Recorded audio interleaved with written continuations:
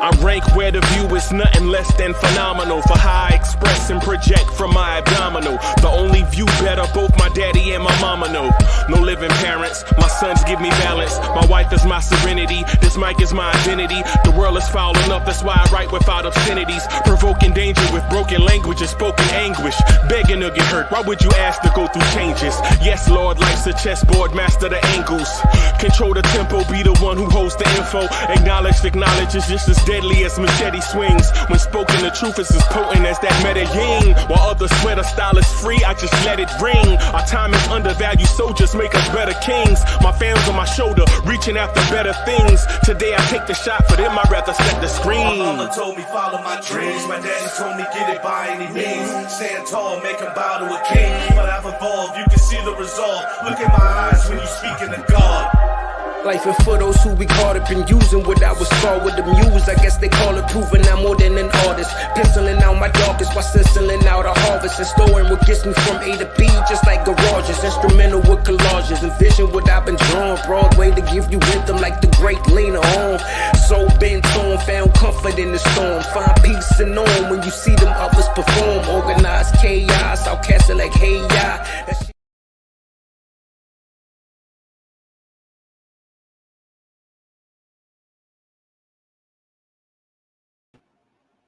Yo! Party people in the place to be, what's good? It's your man, Uncle Freezy. What's good? Good to see you. Welcome to the Knicks Morning Drive.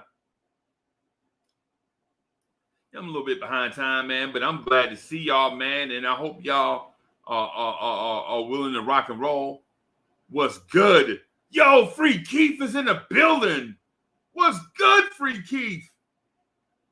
That's my dog right there now. I'm telling you, that's my dog right there now. That's that is my man's right there. Free Keith is in the building. What's good?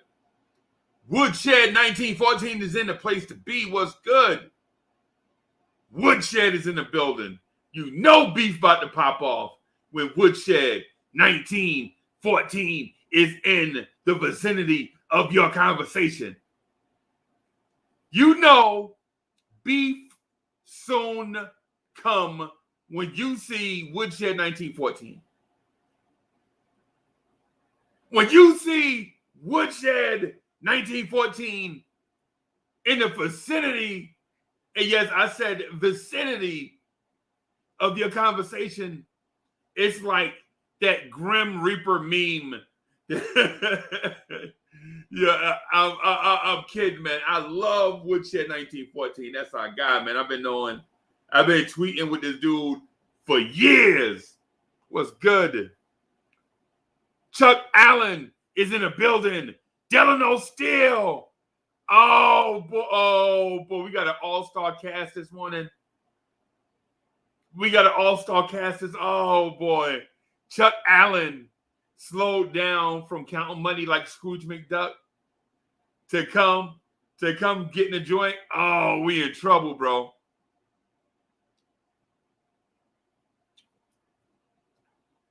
What's good?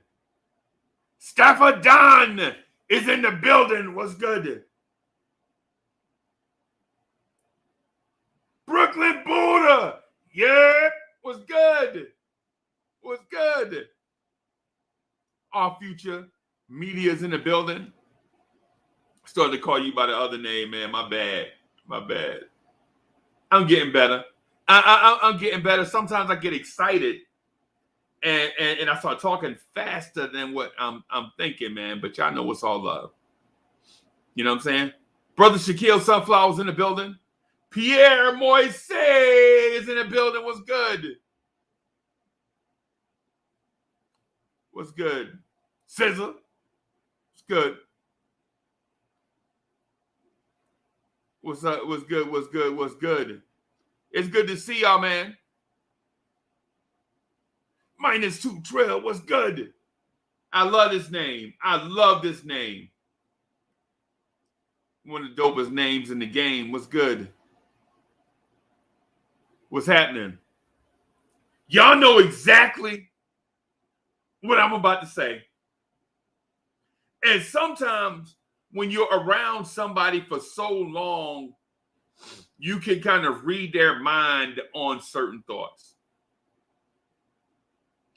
CT3 is in the building. What's good? Danny Lee is in the building. What's good?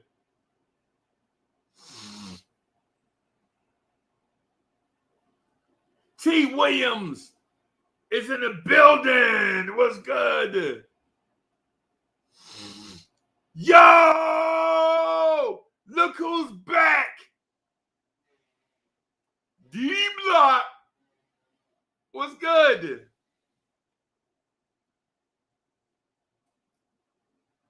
What's good, D-Block? What's happening? What's good? Some dude named Kevin McLeod is in the building. I don't know who that is, but Kevin McLeod, thank you for joining. Thank you for joining us, Kevin McLeod. What's good? Man, I'm excited that all of y'all are here. and those that are watching and that are not participating in the virtual chat, man, I'm glad to have y'all here too. I see y'all.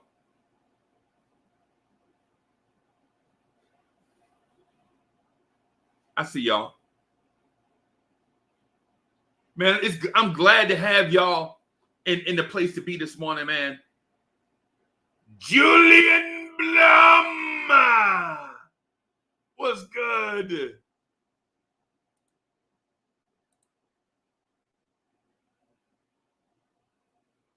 What's good? What's good? Today is Wednesday. I'm excited. Miss Mocha, today Wednesday, right? Okay. That makes it official. It can only be Wednesday if it's all day long. Just ask a question. People be smart with their ears, all sarcastic and whatever.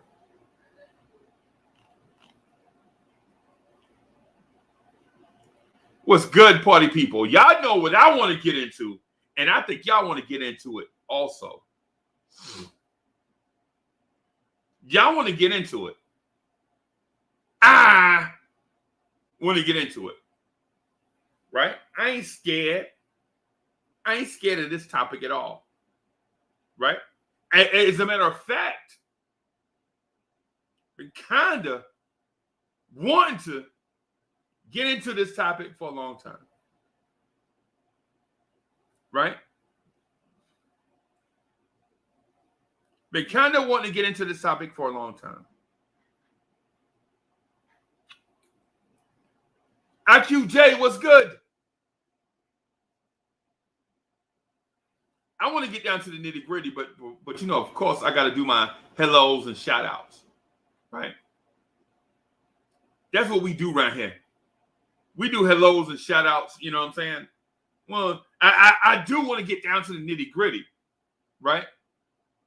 But, you know, I got to say what's up to my people. Y'all know how it is. I got to dap up my peeps, kinfolk and cousins. You know what I'm saying? All the homies, all my dogs. You know what I'm saying? That's just what it is. It's what it is. You know what I'm saying? Oh, hey, listen. I want to say something else too. So we are close to a milestone, right? We're close to 2,000 subs. So I'm begging everybody that is not subscribed to the channel and have the notification bells pushed to all to do so. Right? I want y'all to smash the like button, subscribe to the channel, get us over 2,000 subs. Right? It ain't not gonna happen. We ain't gonna have no parade or nothing, but it does seem, you know, it'll make you know, everybody here at the channel, you know what I'm saying, not work harder, because they work hard right now, but you know, show your appreciation. And then that way, you know, all the work.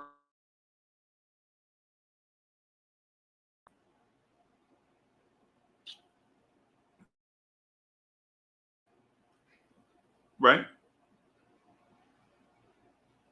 Show your love. Show your love for the blorangetears family. Yeah, man. Hey, so let's get down. Let's get to it. Let's get to it. Should we do it, or should we not do it? Should we do it, or should we not do it? And I feel my energy going up just by the mere mention or the mere suggestion that we should trade for a star.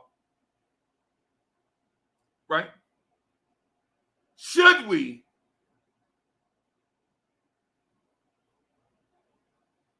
Hey, thank you, D-Block. Appreciate you. Should we trade for a star? I had this conversation with Anthony D, right? Anthony D was like, hey, man, I would trade for... This is me pretending to be Anthony D, by the way. This is Uncle Freezy doing an impression of Anthony D.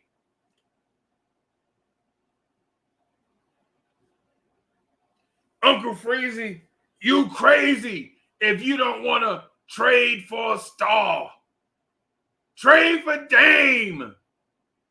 And I was like, hell no. I ain't trading for no Damian Lillard, giving up the whole kit and caboodle for no Damian Lillard. Uncle Freezy, you crazy.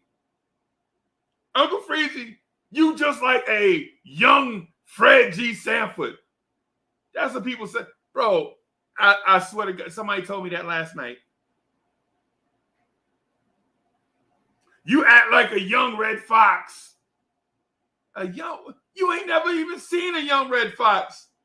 How you know what a young Red Fox act like when you ain't never seen it? That's like Mitchell Robinson. That's like Mitchell Robinson 3-pointer. How you know it ain't working? You ain't never seen it. You know, it's like Ben Simmons 3. You don't know it's broke. You don't know it's not broke. You ain't never seen it. Right?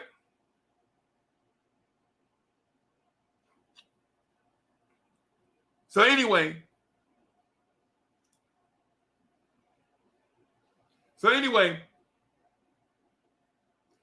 my stance on Ben Simmons and young stars is not the same as it is for old stars. Anthony D, I'm talking to you if you out there. My stance on young developing stars is not the same as it is for old stars.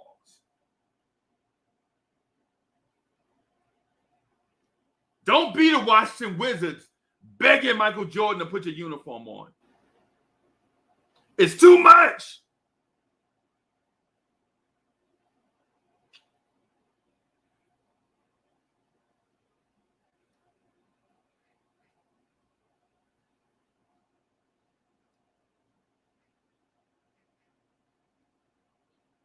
I'm here to tell you that if the Knicks acquire Ben Simmons in a reasonable deal, get your championship stuff ready right now. And you heard it. You heard it from Uncle Freezy first. Right? Because you have different sects, and that's SECTS, of Knicks fans. Like, you got the scared ones, the scared Knicks fans and content creators gonna be like, nah, just chill, man. Nah, we don't need Ben Simmons. we good. We're going to win 50 games and lose in the second round. And we ain't did that we ain't did that since Melo. The scared ones. Let's wait and see. Let's wait and see, Uncle Freezy. Don't make a major move. Let's chill. They scared. Then you got, and I need to write this down so I don't forget. Because sometimes I get on the roll and I forget where I be trying to go with stuff. So y'all be patient with me. Y'all be patient with me, man, because I ain't trying to, you know what I'm saying? I ain't trying to hurt nobody, and I ain't trying to get hurt by nobody else. You know what I'm saying? Y'all know how it is. Y'all know how it is. I ain't trying to hurt nobody, and I ain't trying to get hurt by nobody else either. That coffee good. The smoker must have stuck her finger in that.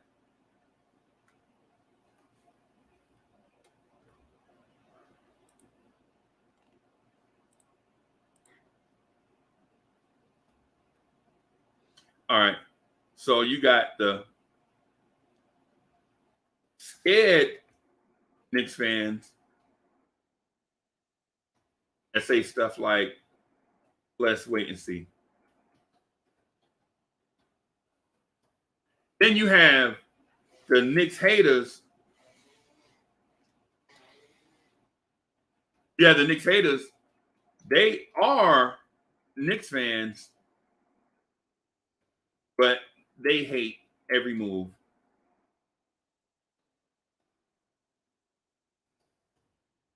Right?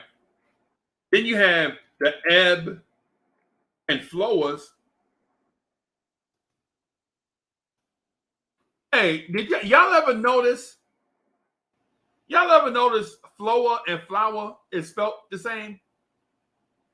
I just spelled flower and it looked the same as flower. It's like, what? Blew my mind too. Who knew?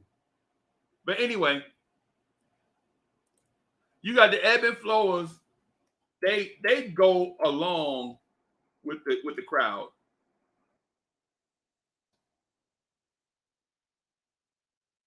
Right? Then you have the dreamers. I'm in that category. And I'm like, and this crowd is think big all of the time. The dreamers say think big all the time. Right? Right? And then I need to come up with I'm going to call them Edwards. Then you have the Edwards. That's the Knicks fan that thinks they are always smarter than the rest of us. So you have your scared Knicks fan. You have your Knicks hater. Your Knicks haters. They Knicks fans, right? Right? They Knicks fans, but they hate everything, every move, they hate it. Right? Then you have your dreamers, and I'm in that category because I'm in that category that says think big all the time. And it's not always good, by the way. I just recognize where I am. So I just recognize where I am. Right? So let me address the scared Knicks fan first. Let me. Yo, Sin Miz is in the building. What's up, fam? Sin Miz is in the building. Sin Miz. Sin Miz, you owe me an apology, bro. Sin Miz, you owe me an apology. And I know, hey, fam is like, what I owe you an apology for? I ain't did nothing to you. Bro, I've been trying to eat healthy, bro. And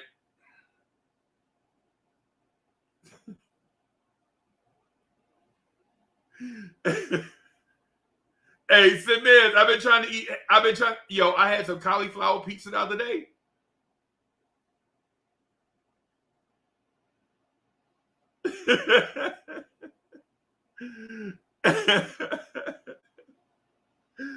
Yo, it's crazy. It's crazy. So anyway, let me address the Scared Knicks fan. The Scared Knicks fan is gonna say, nah, chill. I swear, I ain't been on YouTube yet, right? I promise you I hadn't been on YouTube yet to see what other people are saying. I wish I had time. I came in here, I got home like 7 o'clock, back hurting. I got straight to bed. Well, of course, brother had to wash, do a little rubber dub. But man, slept. I was like, Miss Mocha, please, if you can, please don't let me sleep past 8:30 because I want to jump on at 8:45. Man, my back was hurting. I was like,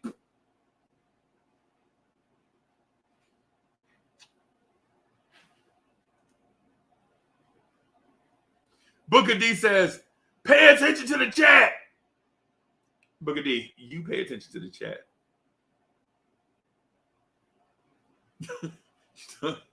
Booker D like, pay attention to the chat, Uncle Freezy. Bro, we doing a live stream. What's happening? Calm down. Calm down, bro. We doing a live stream. I love this energy, bro. I love it. I love it, bro. I love the energy. I love the energy. I love the energy. Jay Boogie in the building. That was good.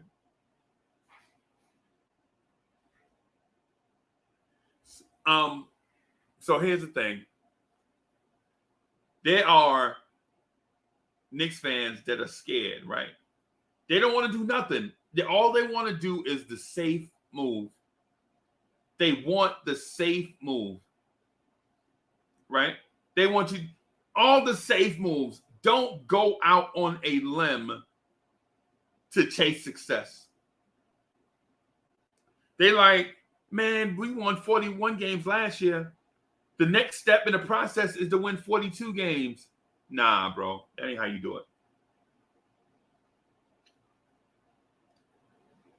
Infamous New King was good. So there are, and the reason why I'm pointing out all these people is because when I make my point, you'll see how I arrived at my conclusion. You'll see it's not knee-jerk. It's not knee-jerk. It's not knee-jerk. I didn't just say, oh my gosh, a star, let me have him.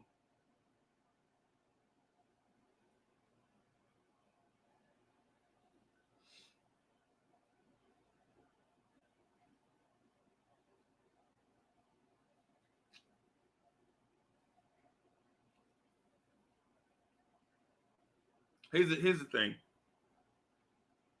The Scared Knicks fan is going to tell you, and listen, you need to, before you make your decision, you need to recognize who you are as a Knicks fan. Are you a scared Knicks fan? That want to take the let's wait and see approach? You know what I'm saying? You want to see, you want everything to be safe. You nervous? No, don't mess this up. Are you that Knicks fan? Ain't nothing wrong with that. There's nothing wrong with being a scared Knicks fan, right? Are you a Knicks hater? You the Knicks fan that hate every move? You're like, oh, I hate that move. Why we signed Derrick Rose back? Why we signed Kemba Walker? Why didn't we just play the kids? Are you an ebb and flower?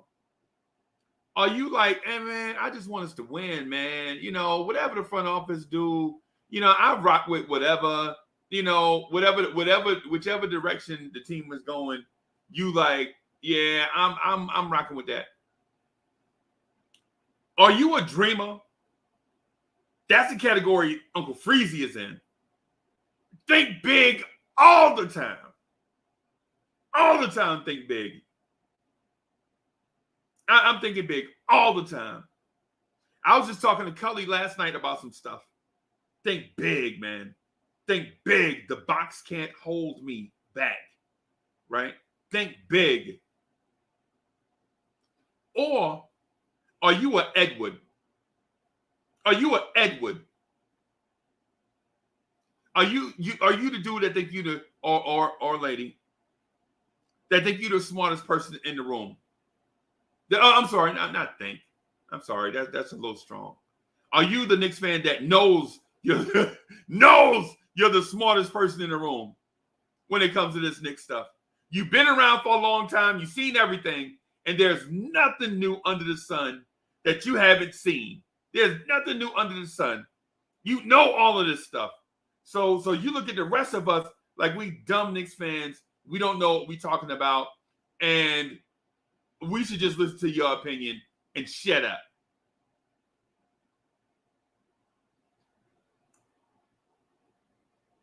You need to recognize who you are. And if you're trying to come up with a new category to be in, you're an Edward.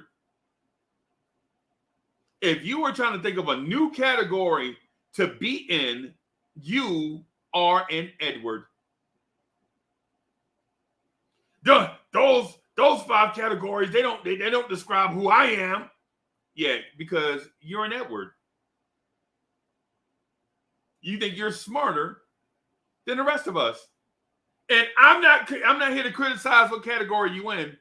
I'm just saying, recognize who you are as a Knicks fan so that we can have this Ben Simmons conversation. Right?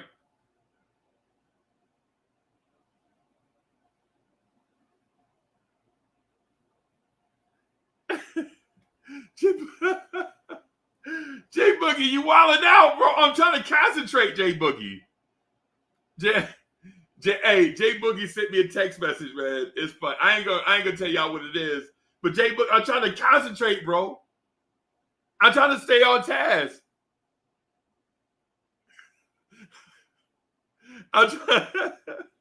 J Boogie, I'm trying to focus, bro. So here's the thing. Once you recognize who you are you a Scared Knicks fan? You a Knicks hater? You a ebb and flower? You a dreamer? You a Edward? Recognize who you are, and then let's have this conversation. Bodega Wi-Fi's in the building. That's my cousin right there. Bodega Wi-Fi.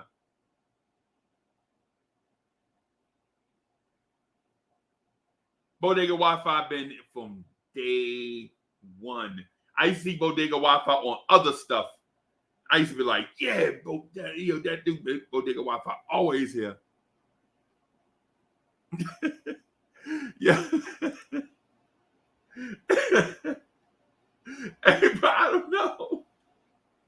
I gotta establish something before we have the conversation, because what happens is, as soon as we start the conversation, it's going to go in a myriad of directions, and I won't be able to reel it in. So I have to establish a direction, and then that way we can all go in that direction together. CWC is in the building. Miss Geraldine, what's good? How you doing this morning? What's good?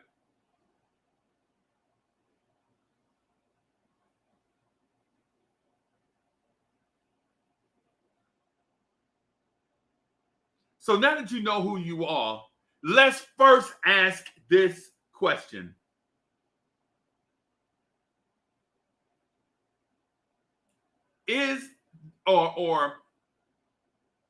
Will the Knicks front office be bold enough to do a trade like this, to consider it?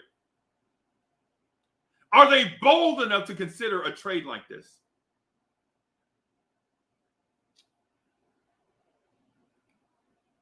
as we speak, the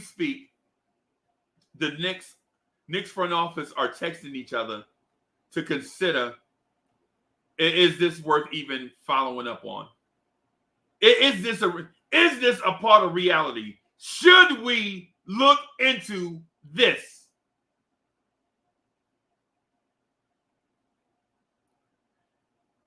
Danny Landis is in the building. Hey, Danny, I'm gonna get this stuff off my chest, and then I'm gonna open up the chat. I just got to get this off my chest real quick, just before Cornerstone Kev ripped my head off on national TV. Chef NYK, what's good?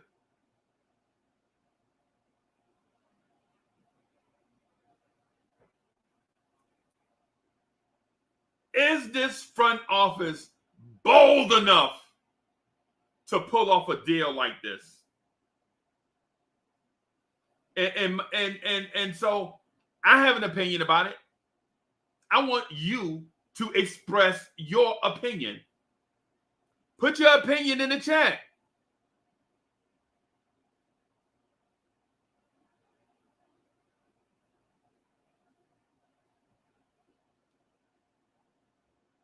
DSJ, you're an Edward. DSJ, you're an Edward. DSJ just texted me like, I think I'm gonna do. Yeah, you're an Edward, bro. You think you're smarter than a room, and there's nothing wrong with that. I'm not criticizing. I'm stating the obvious. Right?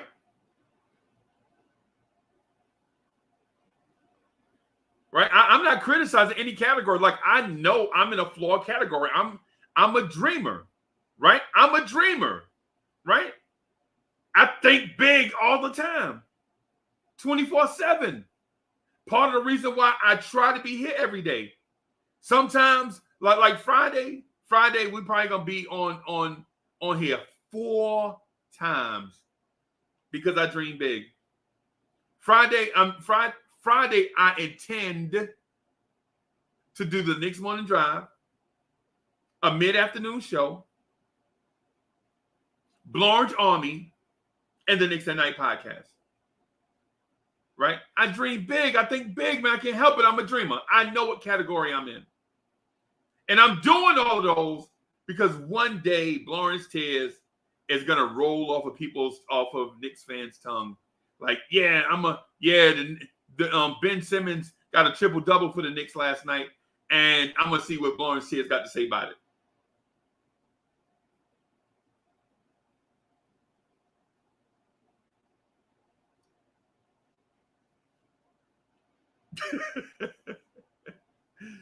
All right. Is the Knicks front office bold enough to pull off a deal like this? I have my opinion, right? Is the Knicks front office bold enough? Do we have people in place that have the fighter pilot mentality to lock on a target and then seek and destroy? Do we? Ask yourself that. Y'all asking me these questions. Ask yourself that.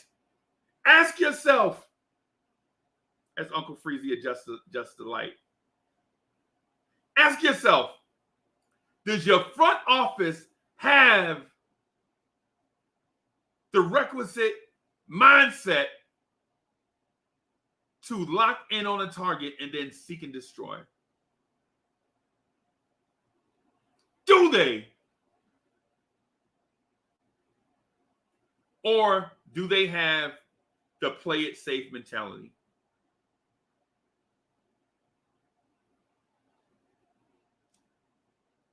Are they play it safe or seek and destroy? Ask yourself that.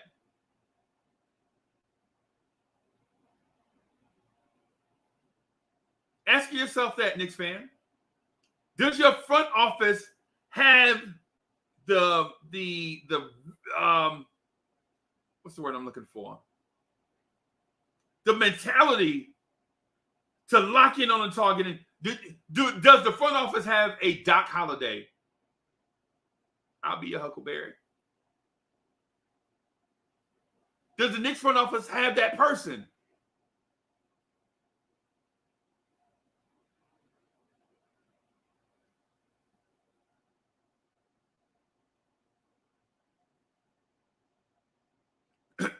Will Salkin says they've been playing it safe. Yup, they've been playing it safe. Do they have the mentality to seek and destroy? In my opinion, no. They do not have the seek and destroy mentality. DJ Reed, what's good?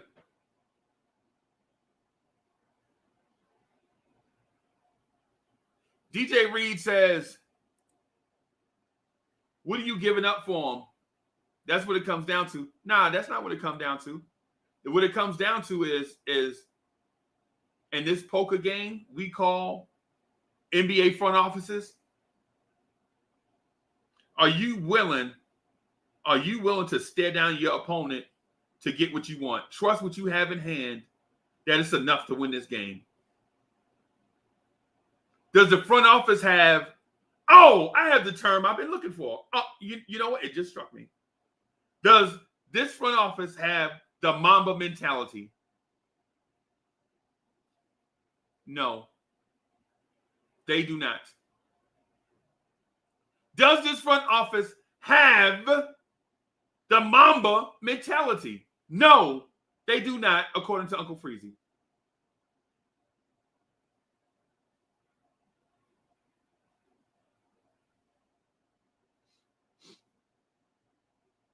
Does this front office, 8 seconds left to go in a game, and you down by 2, does this front office have the mentality to take a contested 3 to win the game?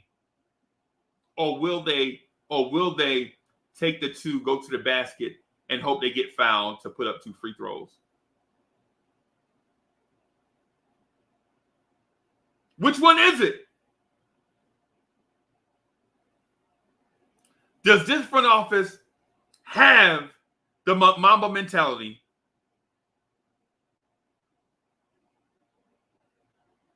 Or will they put it on the floor, drive to the lane, and hope they get fouled? And then if they miss the shot, cry to the ref like, oh, man, I got fouled. You know, you didn't give me the call at the end of the game. Which one is it?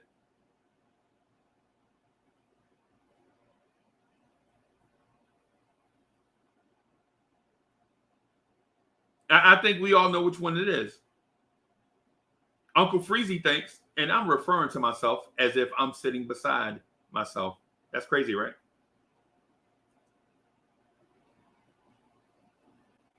Danny Lee says they knocking down the tray at the buzzer. I don't think so. I don't even think they taking that shot. I don't even think they want the ball. I think this front office would be totally fine with setting a screen for somebody else. And you saw it this offseason.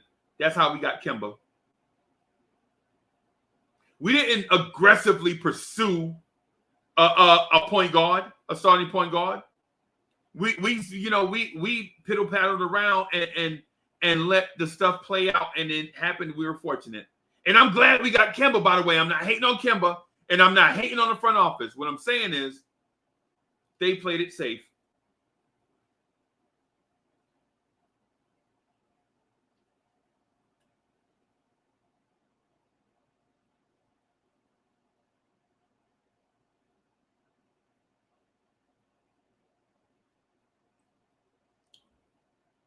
Right? They played it safe. We got Kemba Walker, and you can't knock them for that.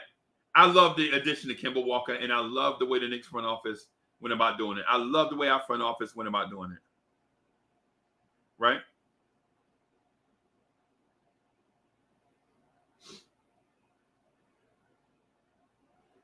I love it. I love the result. I love the end result.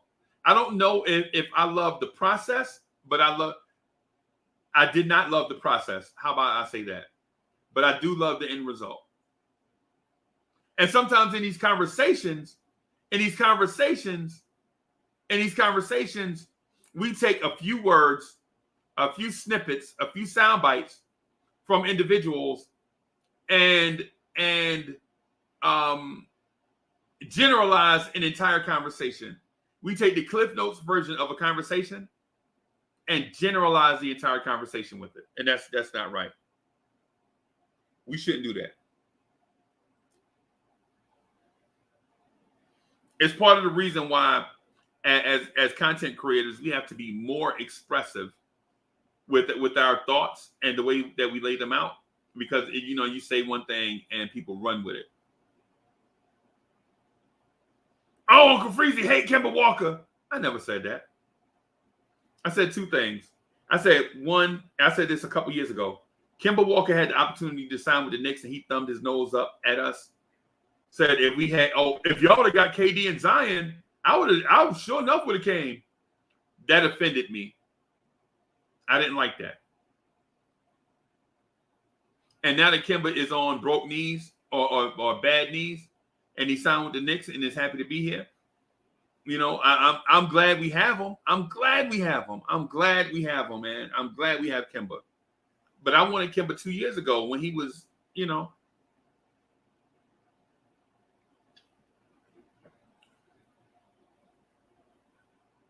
So does your front office have the Mamba mentality, right?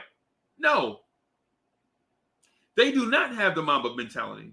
Because if they had the Mamba mentality, we'd probably already have Damian Lillard. Right? But it is what it is. You don't have to have the Mamba mentality to be a winner. Right? Right? You don't have to have the Mamba mentality in order to be a winner. I mean, Scottie Pippen was a winner, but Mike Jordan had that Mamba mentality. Or that's sacrilege. I shouldn't say that. I shouldn't say it that way. I should say Kobe had the air mentality. That's what I should say. And I know that's sacrilege to Kobe fans, but I saw Jordan with killer instinct before I saw Kobe Bryant with killer instinct. Right? Because I'm older. I saw Mike in his prime. You know what I'm saying? I'm not a young cat that saw Kobe and then went back and watched Mike. Right?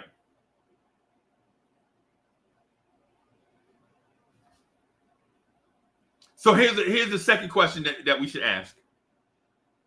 Here's the second question that we should ask as Knicks fans about this front office. How much does the front office love their young players? All of them. From the prized possession, RJ Barrett, all the way down to the young big that fell in our lap, Jericho Sims. How much does the Knicks front office love their young players? Kevin Knox included. How much does this front office love Mitchell Robinson, Kevin Knox, RJ Barrett, Emmanuel Quickly, Obi Toppin, Deuce McBride, Quentin Grimes, Jericho Sims, and Rokas Jokibitis? How much does the front office love those young guys? Because if you're going to get a Ben Simmons, right? Somebody got to go. Somebody's got to go, right? And how much does the Knicks front office love the baby Knicks?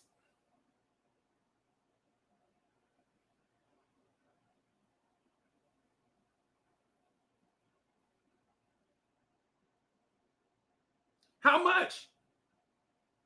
Don't just sit there and stare at me. I'm asking y'all a question.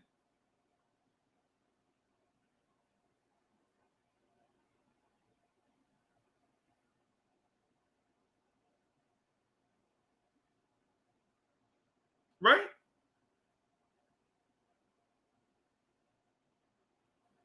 I'm asking y'all this because when I look at the core, it reminds me of that cartoon Muppet Babies, right? Y'all ever saw that cartoon Muppet Babies? Used to come on CBS a long time ago. When they took the Muppets and they shrunk them down into little babies, and they had their little weird Muppet Baby adventures and all kind of stuff.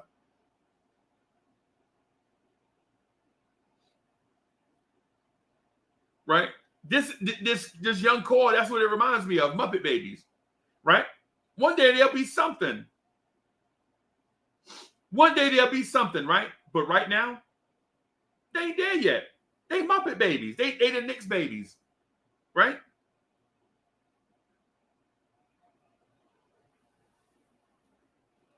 Right now they the Muppet Babies, bro. They not in that sense that you know what I'm saying, but someday they're gonna be something special. But right now, they're Muppet Babies, basically. They're Knicks babies.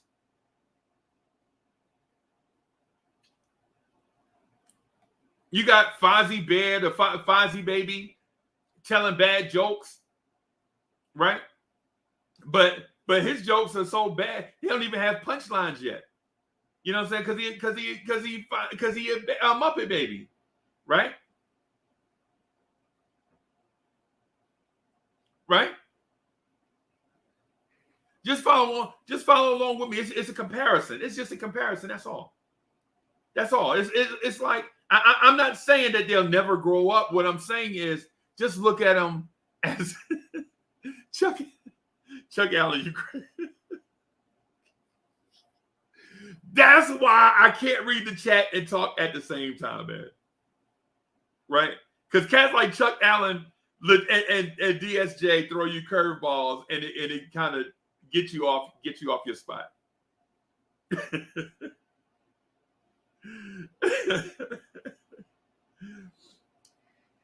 So, hey, Wacko Knicks Fanatic is in the building. Subliminal 209, what's good? Hey, Subliminal, I see your question. I'm gonna get to that. I just gotta let me finish. I'm preparing the ingredients, right? And then I'm gonna get to all of that stuff. We're gonna be here for a while, man. Ain't no need to, you know what I'm saying, rush it. You know what I'm saying? And then have, get to a certain thing, man. You know.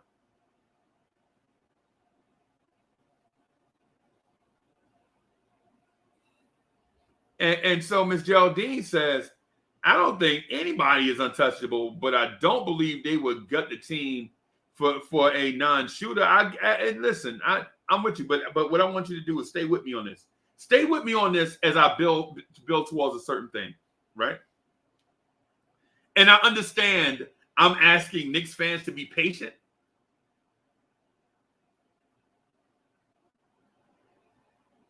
I understand I'm asking Knicks fans to be patient, right? But, So the question is, how does the front office feel about their young core? How does the front office feel about their young core? How do they feel about Kevin Knox, Mitchell Robinson, RJ Barrett, Obi Toppin, Emmanuel Quickley, Quentin Grimes, Rokas Jokovitis, Miles McBride, and Jericho Sims? How does the front office feel about that? Because listen, in order for the Knicks to pull this trade off in the offseason,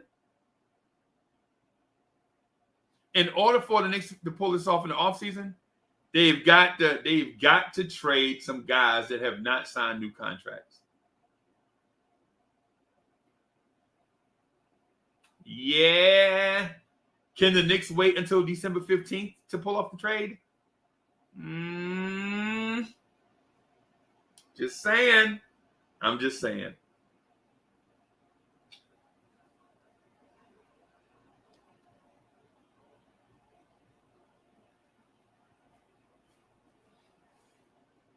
How does the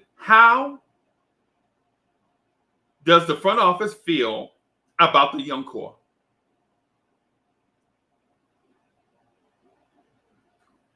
I'm here to tell you that this front office is enamored with two things. The two things that this front office is enamored with is winning a championship and legacy. This front office is enamored with two things: winning a championship and what people will say about them in 10 to 20 years. I think that's what they're enamored with. That's why they are playing it slow and safe. Right?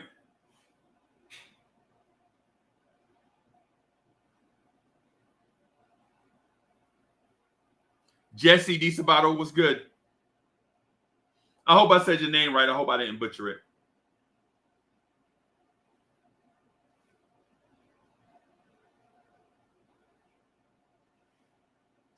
Right?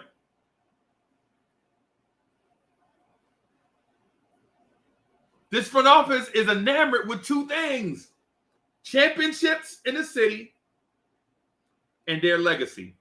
They don't want to be talked about on old school Knicks in 10 years, how we talk about the Phil Jackson era, the Al Bianchi era. They don't want to have that, because they want us to be talking about, they want Fat Joe to write a anthem to their championship. That's basically what they want. They want Terror Squad to write an anthem to their championship. That's what it is. Right? Now here's the ultimate question. Here's the ultimate question. Right? Would Ben Simmons fit in a Tom Thibodeau system? That's question number one.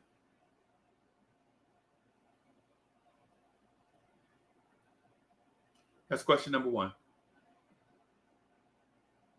Would Ben Simmons fit in a Tom Thibodeau system?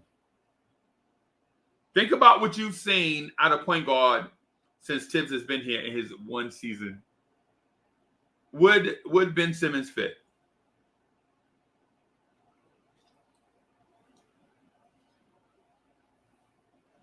Would Ben Simmons fit in a Tom Thibodeau system? And I saved this question for last because I really want us to break this thing down and think about, would Ben Simmons, think about what you saw at point guard in your first year from the Knicks, from Thibodeau, and ask yourself, would Ben Simmons fit in that role and thrive in it? Think about it.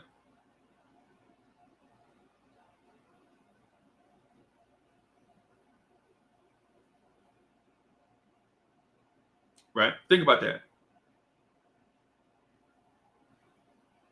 So I'm going to throw my opinion now that I've established who you are as a Knicks fan. Now I have you establishing who you are as a Knicks fan, so you understand why you think about certain stuff the way you do. I asked you if the Knicks have the front office have the Mamba mentality.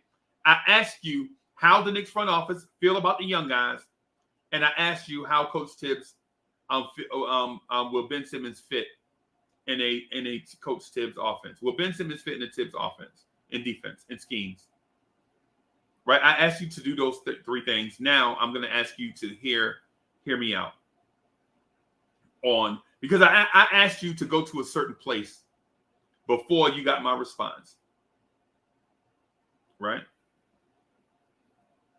Now here is how I feel about Ben Simmons.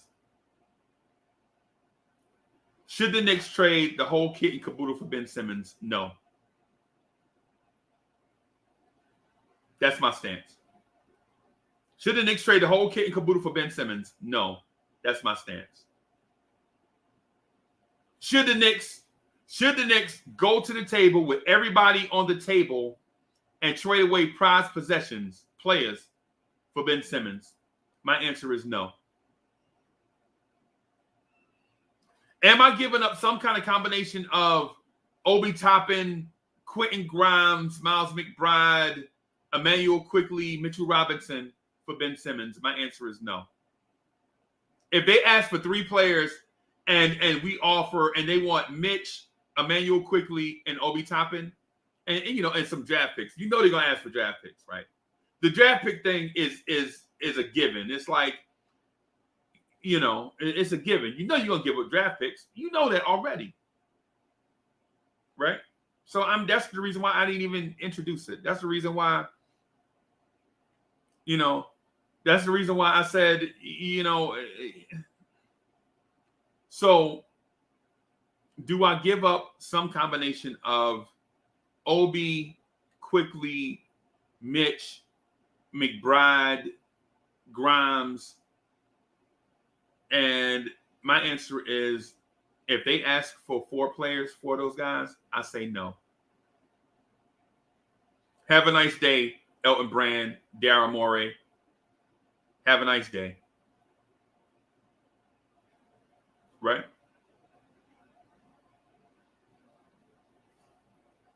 Have a nice day. Get off my phone. Right? That's what I'm telling Daryl Morey and Elton Brand. Get off my phone. If you want, hey, Legal Carter, what's good? If they were, because the obvious thing that what they obviously want, and if it's a position of need for them, is RJ Barrett and Emmanuel Quickley. And I can't bring myself to watch RJ Barrett become a superstar in Philadelphia, even though we are getting a superstar in return from Philadelphia.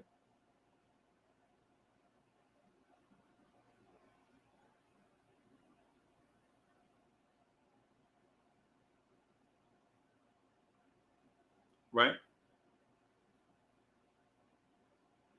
And I hear y'all. I know what y'all are saying. Y'all are going to tell me they don't want players, Uncle Freezy. They want draft picks. Nah, bro. Stop being ridiculous. Why do you want draft picks? So that you can draft players. Come on, man. Come on. Draft picks, in this case, for a playoff team, are icing on a cake. Philly wants to win right now. Draft picks coming. You use those draft picks in trades or in the summertime. Philly wants to win right now. Y'all can, anybody that's saying Philly won 1,000 draft picks for Ben Simmons and blah, blah, blah, blah, blah. Philly wants to win right now. They already had, don't be crazy. Philly already had draft picks. Didn't y'all trust the process play out? They had a gazillion draft picks. They want to win right now. They are in what you call win now mode. They want cats that can help them win right now. This is not Oklahoma City you're dealing with. They don't want to win the offseason. Oklahoma City is like, we're the offseason champions. Look at us. We don't get a trophy or nothing. But our reputation is, don't nobody care about y'all stupid reputation for getting 1 million draft picks and y'all drafting dudes like Alexei Pokusevsky. Nobody care about that.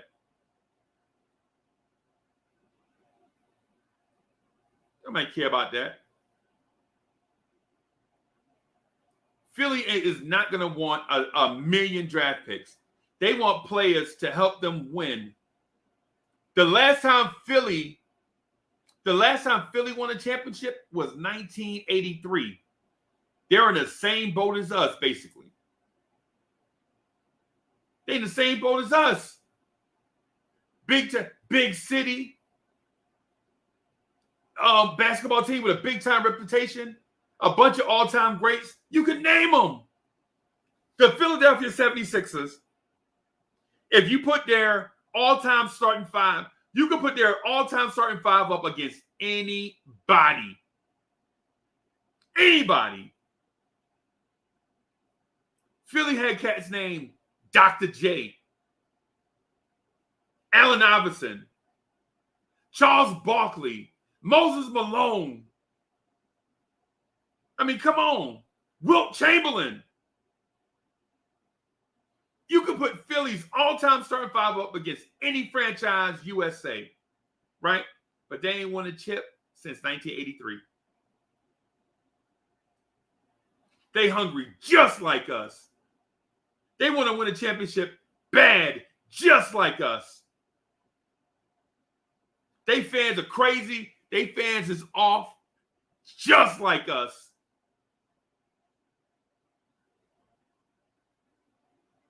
And y'all think giving them a gazillion draft picks is going to make them give up Ben Simmons? No. They want to win a championship right now. Right now. They want to win a chip right now. And for those that think Philly want a bunch of draft picks, they traded away draft picks for proven players. They don't care nothing about that. They want to win right now. That's why they hired Doc Rivers. You think Doc Rivers is gonna want to sit in place for a rebuild? Doc Rivers? Y'all think Doc Rivers is gonna coach the Sixers during a rebuild?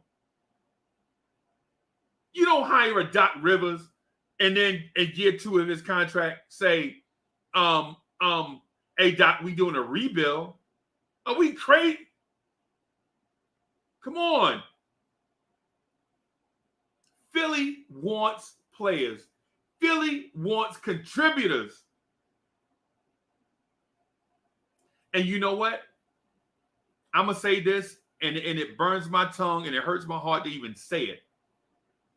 But a young Emmanuel Quickley on that Philly team, scoring off the bench, bro, he might even start at the 2. Are you serious? Emmanuel Quickley playing with a big like Joel Embiid, where he don't have to worry. What? Come on. I wish there was some basketball minds out there that could forecast, project these type things, that can see these things that I'm seeing. I wish there was some basketball nerds out there that could see what I'm seeing about Philly doing roster construction. Ben Simmons can't and won't shoot. And you think they're going to trade that for draft picks when they can trade that for dudes that can shoot and want to do it all the time? Are y'all kidding?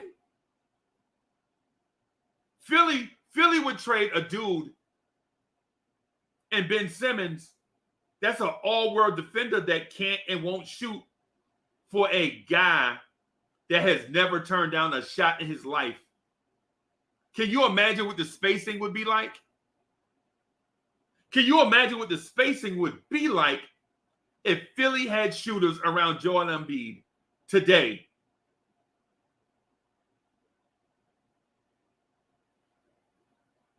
If Philly had Emmanuel Quickley today,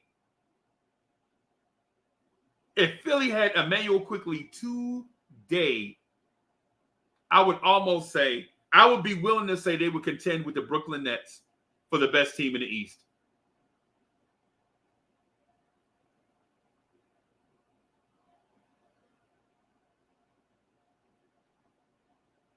I wish I had somebody that could rock with me on basketball vision, right? Philly doesn't want draft picks. They already went through the trust the process era, and they're stuck in a rut. So you think they're going to do trust the process part 2? No. With Doc Rivers? No. With Daryl Morey? No. Come on. Daryl Morey is not a rebuild GM. when they tore it down in Houston, Daryl Morey was like, "Look, I'm out of here." When Daryl Morey was in Boston and they was tearing it down, he was like, "Look, man, I'm out of here." When Clippers was tearing it down in LA, Doc Rivers was like, "Yeah, man, it's time for me to piece them up. I'm out of here." And y'all think they're gonna put these pieces together in Philly and then ask for a bajillion draft picks? So the Philly crowd could be like, trust the process? You know what that would lead to? The eventual trading of Joel Embiid. Because you can't tank with a generational player on your squad. You can't. You can't tank with a generational player on your team. You saw it. You saw it in LA with LeBron. LeBron was, every game, LeBron was having a baby hippopotamus with his first year in LA. People forget about LeBron first year in LA. He was like, "Yo, get them all out of here. They losers." No, so that's not a quote from LeBron James. That's not a legit quote from LeBron James, right?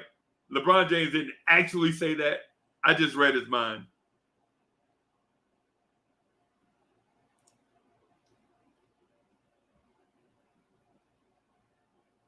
Right? So my stance on Ben Simmons is this. Ben Simmons is a flawed diamond. He is a diamond. Yeah, listen, party people, listen. He is a diamond, but he's flawed. Right? So unflawed diamonds are sold in auction houses, right? Flawed diamonds are sold at Zales. Unflawed diamonds are sold at auction houses and have security and have reputations. And it takes the best of the best. You have to put money up front before you walk in the door.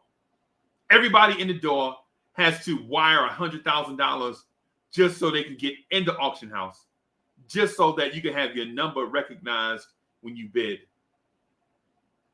At Zales, all you gotta do is make your way through the food court and probably some grumpy teenagers trying to do some adult stuff to get the Zales to buy the diamond. Right? Ben Simmons is at Zales. He is not in an auction house. Right?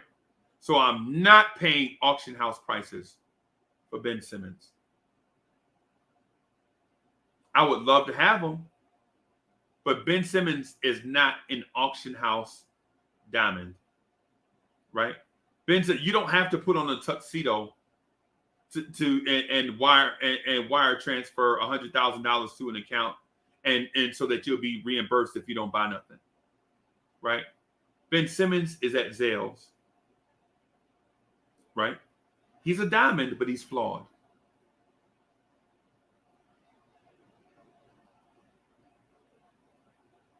Right? He's a diamond, but he's flawed. And I don't mean scratched up. He might just be, some diamonds are just smoky, don't have a lot of clarity. Right?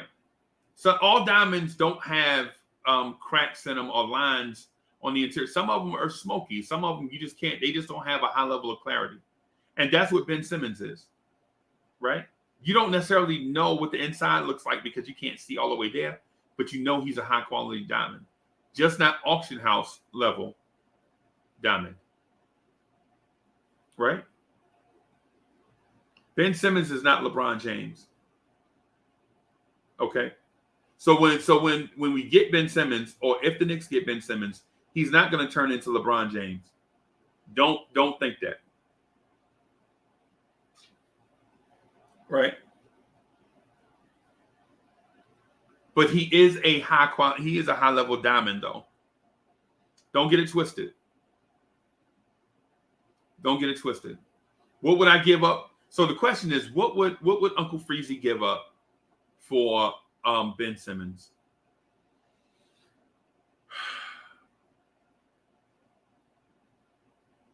I don't know. I love the thought of Emmanuel Quickley and R.J. Barrett being in the backcourt of the future for the Knicks. Right? But if the Philadelphia 76ers agreed to a Emmanuel Quickley, Obi Toppin, Mitchell Robinson type deal, and we give them 2 first-round picks, and that's what we agreed to, I wouldn't be mad. I would be upset because I like Obi a lot, and I like Quickley a lot, and y'all know how I love Mitch, right? A lot. And those 2 first-round picks, y'all know how I feel about those, right? But at the same time, if it happened, then I would be upset but not mad. I would go through I would do, as a matter of fact, my my emotion of sadness would be separation anxiety. It wouldn't be bereavement. It would be separation anxiety. Right? It wouldn't be bereavement, like I lost like a loved one or something. It'll be like if your dog ran away from home and you couldn't find them. It'll be that type of emotion. And when it comes to emoting, that emotion would be separation anxiety. Right? That's what it would be. Not one of, somebody went to the upper room, right? I wouldn't have that emotion. I wouldn't have that like somebody going to the upper room, the upper room. I wouldn't have that one, right? So now that I got that out of the way, I'm throwing the link in the chat. I know Corner Stone Kev want to come in scorching hot. You know what I'm saying? But I had to break this thing down so that I could get my say out of the way so that when y'all come in, y'all do y'all thing. You know what I'm saying? Legal Center says Ben is hood piece to help us win a chip. I think the biggest question is, does he fit with Tibbs? Did y'all see what Elfrid Payton did last year for the Knicks on a base level? What Tibbs a Tibbs point guard could do? Now just imagine this. I'm just asking you to be patient with me. Imagine if Elfrid Payton could finish at the rim. Imagine if Elfrid Payton, who spent he led the league in the Elfrid Payton led the league in defensive possessions against number 1 options. No, not Drew Holiday. No, it wasn't Drew Holiday. It wasn't Patrick Beverly. It was Elfrid freaking Payton.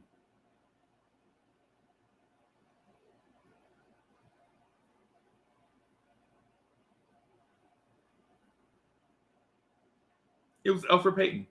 You know who was 3rd in defensive possessions against number 1 options in the NBA? Reggie freaking Bullock.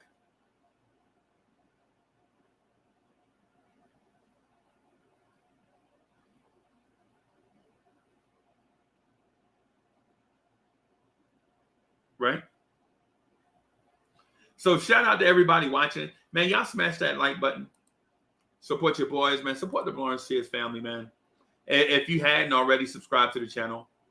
You know what I'm saying? Subscribe to the channel. so that we can continue to have conversations just like this one. We can incorporate more people, have more people come through. You know what I'm saying? Get those likes up. I think we got like 50 likes. Man, get those likes up, man. We should be doing better than that, man. Right? Booker D, hey, I'm with you, bro. I'm with you, bro. And I appreciate the love and support, bro. Jesse D. Sabato says, I wouldn't give up anything. However, if we want to say a possible hypotheticals, maybe Obi knocks Luka IQ while keeping RJ, Deuce, Mitch, Grimes, Sims, whatever it is, don't get rid of RJ. Yeah. Does this dude have another new shirt on? Does this dude have another new shirt? This dude must have L's in the back working overtime making him shirts. Hey, bro, hey, Cornerstone Cab, labor board is going to come knocking on your door the way you working them L's, bro. Hey, what's happening, my brother? How you feeling? You got another new shirt? It's not a new shirt, man. Bro, you working them L's to death, bro. They back there making your shirt. Hey, man. Have your guests when they come on the panel be like, you're gonna have a white event, and I'll wear a white shirt, all white. You know what I'm saying? Wow. And then we'll be playing that R. Kelly star. Step, side to side. Oh, yeah. Step in the name of love. Yeah. Yeah, man. He can't want to have a white party. Let me see you do the love slide. Hey, AD know about that. Hey, what's up, Danny? Landis is in the building. What's good? What's good, fellas? Hey, what's happening, my brother? How you feeling? Where's the shirt? Huh? Oh my! Oh, yeah, right look at it. He clean. Look, he clean, bro. Well, I'm not clean. I didn't shave, this and this right here and everything. I haven't shaved that. Tomorrow, if you haven't, no, it'll be clean for the pod couple every Thursday at 6:30 on the Uncle Freezy Blorangetears channel. Yeah, man. Did I say it right? Yeah, man. Yeah, man. My arch nemesis, Mr. Sergeant G, man. Right. Hope he pops up. I hope he pops up here. It'd be different. Well, no, not different. But it'll be funny is if he shaved everything and we see, all the marks and everything underneath his beard of his. You know what I'm saying? He's probably painting it today with some shoe polish. Yeah, man. Some Esquire shoe polish. I know what he mean. Hey, how you doing, little man? Hey, who is this now? Who is this? Lucas. That's my boy. Lucas? Hey, Lucas, how you feeling, man? Good. No school yet, huh? Nope, no school yet. Next week. Next Thursday. Week. Yeah, I hear you, man. I hear you. Man. I miss those days, man. See, back in our day, we didn't have all this right here. We just went to school and that was it. No form of communication. We had to wait till the next day to talk to somebody. Right. Exactly. Now they got cell phones. They got all types of communication. Everything. Electronics, no good. Yeah, man. Yeah. So, but real quick, Uncle Freeze. First off, I want to contradict what you say, man. Disagree with you. I ain't afraid of nothing, and I'm sure Danny ain't afraid of nothing either. What do you mean? We ain't afraid. Hey, listen. If the organization wants to try and go after him, that's fine. But me personally, I don't want the dude because the dude is scared and he can't shoot. And I need somebody at the foul line when the money's on the line to hit the foul shot. So give me RJ, give me Randall, give me all these other guys that we have right here who aren't afraid to shoot. Kev. Even Albert Payton wasn't, afraid to shoot. But Kev, even though he bricked. but Kev, what you're doing, man, is this. You're taking Ben Simmons out of a situation where he's the focal point of an offense, which is unnatural for him, and bringing him into a situation where he's surrounded by scorers. He doesn't have to carry the load. Julius Randle does. and RJ Barrett is second on that. Yeah, but who do you have to give up though? Keep talking. I got a call real quick. Keep talking. I'm gonna come back. Yeah. So the thing is I'm not for sure who, right? I'm not for sure who the Knicks would give up. If they want Kevin Knox, okay. I'm not going to give up the house for him. I don't think so. Right. And me either. I don't want to give up. I don't want to give up the kit and caboodle for Ben Simmons. I mentioned that already. But what I'm saying is let's not pretend that Ben Simmons is trash. Ben Simmons is the best wing defender in the NBA and maybe one of the best that we've ever seen. Right? So at 6'10", 240, right? He's one of the best perimeter defenders in the NBA and maybe in the conversation of one of the best we've ever seen. Ben Simmons, if he does 2 or 3 more years of this elite level defense, will be in the conversation with Alvin Robertson and Scottie Pippen. Right? I mean, come on. This is, let's not act like Ben Simmons is like Malik Monk. We ain't talking about Malik Monk, bro. We talking about Ben Simmons. Yeah. You know what I'm saying? So and the thing is what are we okay, what player right now do we have on a roster that's all NBA defense that have achieved that once or twice?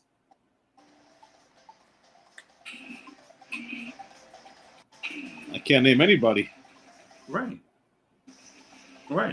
Maybe it was Alfred Payton. When we he wish. Hey, Freezy, is Ben Simmons really 6'10"? He doesn't look that big. Yeah, because he moves like a guard. He's so fluid. He's 6'10", 240 pounds. Wow. Oh, I'm sorry. Maybe a change of scenery will do him good. Maybe Philadelphia is not meant for him. That's right. Right? Right. Maybe I think Ben Simmons is what you call an unselfish team player. Right. But in today's NBA environment, people, Knicks fans, and not just Knicks fans, but fans in general, wants everybody to be an alpha. Well, everybody's not going to be an alpha. And being an alpha means that you are the top because you pushed your way there to be the alpha mentality in a room. Right? It's the reason why Anthony Davis and LeBron James get along. Right? Because LeBron is an alpha and Anthony Davis is not, even though he brings all-world talent to the table. It's the reason why Michael Jordan and Scottie Pippen got along.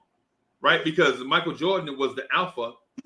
And even though Scottie Pippen had all-world talent, he was not the alpha. Right? It's the reason why Kobe and Shaq clashed. Kobe and Shaq should have won 8 championships together. Right? But if Shaq is the alpha and Kobe wants to be the alpha, that means somebody has to go. Right? But in our situation where we have a Julius Randle, we have a RJ Barrett, you have a Kemba Walker, Derrick Rose, Evan Fournier. You don't need Ben Simmons to be the alpha dog. He can come in and be a very high level role player. I'm saying why not? He can just come in and be his Ben Simmons. That's it. He doesn't do nothing extra. Just be who he is. Right. And people scoff at the money he makes, but the money is relative because the salary cap is a certain number for every team. It doesn't matter who makes the most, who makes the least, and who makes more money than who, and blah, blah, blah, and all these different things. The salary cap is the same for every team. Right? So it doesn't matter if you're the Clippers and you have 2 dudes on max contracts, the ultimate max is for 2 players and blah, blah, blah. It doesn't matter. All that matters is every owner has to cut the check for a certain number. You have to spend 90% of the projected salary cap. Yes. So if Ben Simmons makes 34 of that and whatever, it don't matter because the owner is cutting the check for 90% of the salary cap every year regardless. But the question is, Freezy, what are you willing to give up? What are you willing to give up? All the draft picks? Who would you give up in that deal to try to acquire him? I don't know. To be honest with you, I only want to keep. I'm drawing the line at RJ Barrett. Everybody else, I would love to keep, but if it means getting Ben Simmons, then I would be okay with it. So RJ, you'd be okay with it for Ben Simmons? No. What I'm saying is RJ, I wouldn't be. I think RJ is going to be better than Ben Simmons. Yes. If we're patient. Yes. If we're patient, that's what I'm saying. Would you include Obi for Ben Simmons? Yes. Quickly. Yep. Draft picks. Yep. Kevin Knox. Yep. Cornerstone Kev. Yep. Then we have a deal. Yeah, and draft picks. Yeah. Because we're assuming that the draft picks that we include in the deal will be late 20s picks because we'd be in the playoffs. They won't be lottery picks. No. You know what I'm saying? So the value of them would not be the same as if they were draft picks that we had a few years ago. Now, do you think that Leon Rose is picking up the phone, or you think he's not approaching that yet? I'm not sure. I don't think this front office has the Mamba mentality. Yeah, they don't have the Mamba mentality, bro. They don't. They don't. Because if they did, we'd already have Damian Lillard. In my opinion, if they had the Mamba mentality, Damian Lillard would already be him.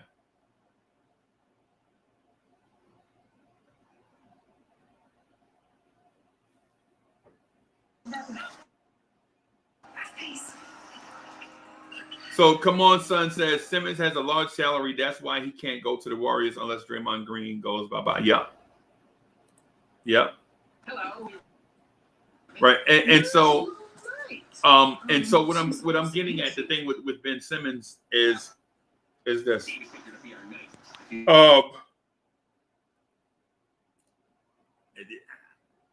I believe Ben Simmons a player like Ben Simmons takes us to the championship. Because he is the cornerstone that has been thrown away that we have to retrieve because it's the missing piece. You know what I'm saying? Ben Simmons is the stone that the builder refused, and turns out it's the missing piece. You know what I'm saying? A 6'9" wing, a 6'10" wing defender / point guard with playoff experience, at a young, fits the timeline, around the same age as RJ Barrett. He's in the age between Julius Randle and RJ Barrett, right? And then when I talked to Danny Landis about who's the Knicks young core, I could legit say Julius Randle, RJ Barrett, Ben Simmons. For the next 10 seasons. For the next 10 seasons, we can build around Ben Simmons, RJ Barrett, and Julius Randle. Can you see a lineup of Mitch, Randle, Ben Simmons, RJ, and Kemba? Starting five? Say that one more time. Can you see a starting lineup of Mitch at center, Randle power forward, Ben Simmons 3, RJ 2, and Kemba PG? I could see that. As a matter of fact, what you've done is you've gone so positionless. Like just putting those 4 guys around Mitch, bro. Putting those 4 guys, because what we forget in this situation is Randle is an elite ball handler for the power forward position. Yeah. Right? And then you surround Randle and Mitch with Kemba, RJ, and Gentle Ben. And Ben Simmons. Right? Right? Oof. Gives me chills. Yes. And now you have you have two good defenders on the floor, wing defenders on the floor, and RJ Barrett and Ben Simmons. You have scoring from Kemba Walker, RJ, and Julius Randle. You know what I'm saying? You have rim protection in Mitchell Robinson. So if you are able, think about this, if you are able somehow to get by Ben Simmons, you have a rim protector in Mitchell Robinson. Right? Yeah. And so what people will say is, well, where is your offense coming from? In today's NBA, are you really worried about scoring? Huh. These dudes can score, bro. And Ben Simmons gets his own. Hey, Cully, what's good? So what I'm saying is this. I'm saying I wouldn't pay too much for Ben Simmons. I'm not paying the kit and caboodle. But if the Knicks pulled off the trade for Ben Simmons, I would get excited. Right? Because people will say, well, man, such and such, you know, what about how we gonna go against Trae Young? For one, we have the upper hand against cats like Trae Young because defensively, we would put Ben Simmons on Trae Young, and offensively, you make Trae Young guard Kemba Walker. Yeah. Oh, I want to see that. I'm dying to see that. Kemba versus Young. Think about what I'm saying, and Booker D, think about this. Think about what I'm saying. Defensively, you'd have Ben Simmons guarding Trae Young. In that game that the Hawks won against Philly, Ben Simmons guarded Trae Young, and Trae Young was 5 for 22. 5 for 22, and at one point, he was 3 for 19. Jeez. Right? It wasn't Ben Simmons' fault that the Sixers lost. No. And people talk about, well, he passed up a dunk. Okay, he passed up a dunk. Trae Young didn't pass up shots. He was shooting the whole game. And at one point, he was 3 for 19. Y'all killed John Starks for shooting 2 for 18. But they're utter that this dude was 5 for 22. It just goes to show what type of mentality that certain Knicks fans have. You know what I'm saying? Some of them are ebbs and flowers. Some of them are dreamers. Some of them are Edwards. They feel like they're smarter than everybody in the room. And some of them are just Knicks haters. Some of them are just scared Knicks fans. When it comes to if a Knick had shot 5 for 22, that's all we talk about all summer. But Trae Young did it, and you can't even get Knicks fans to acknowledge it, that it even happened. You know what I'm saying? No, we don't need Ben Simmons. Ben Simmons passed up a layup, but he held Trae Young to 5 for 22 shooting. Trae Young. Our supposed best defender let Trae Young hit a game winner over him. And we made excuses. Oh, Frank was cold coming off the bench. If that were Ben Simmons in that situation, the Knicks win. Yeah, because you got Ben Simmons, and then if he gets past Ben, you got Mitch, who's going to be there now. Mitch is going to send Trae Young's ball to the other court. Moon. Yes. Yes. We didn't have Mitch when we played the Hawks. Don't forget that. So there would have been a lot of his shots going for layups that have been sent back off his head. Right. And so what I'm saying is this, because the question is too difficult to answer or the question is so multi-layered that it's difficult to answer with one statement or one answer, because you have to understand a certain mentality. Like, for instance, should we give up the entire kit and caboodle for Ben Simmons? No. So Knicks fans are like, well, Uncle Freeze, do you want to trade for Ben Simmons or not?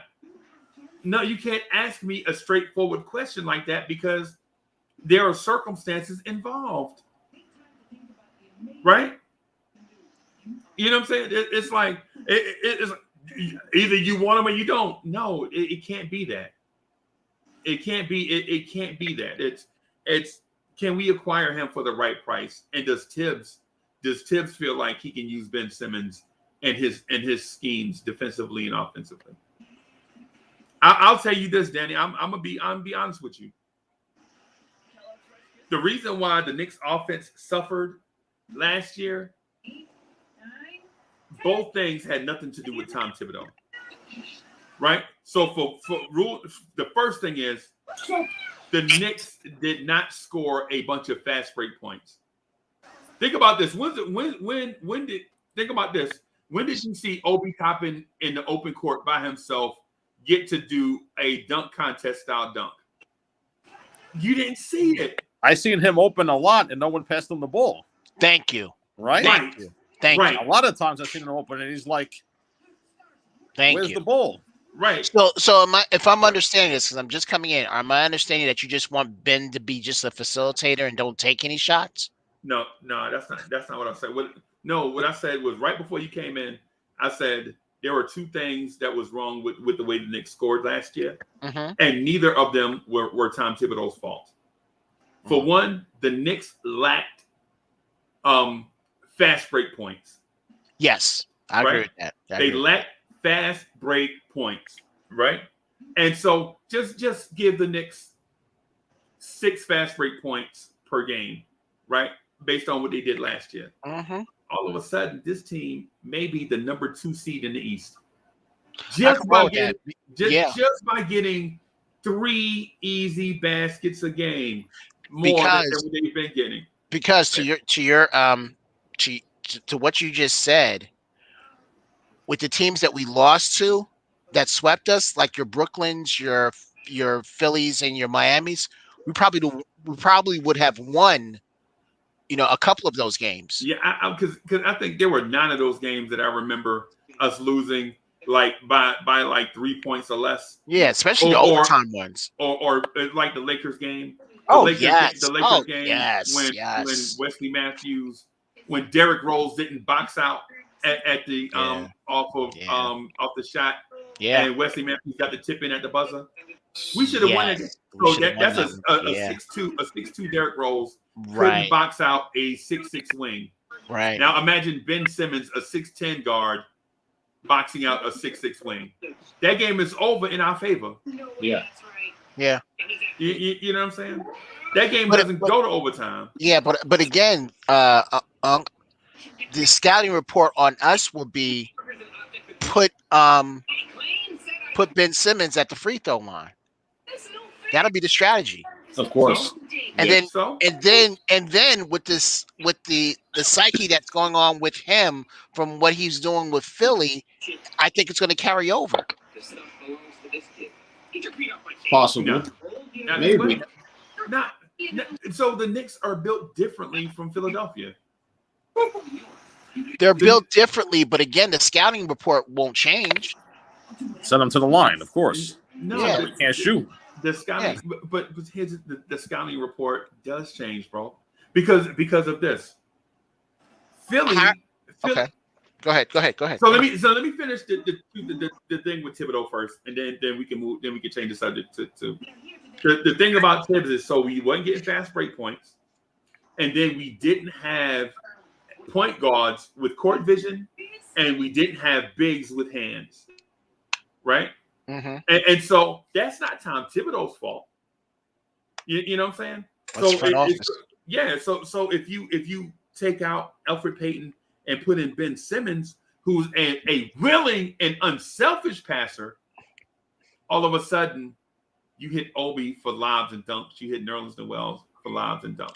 Okay, right? But again, and then, go ahead. Okay. No, go ahead, man.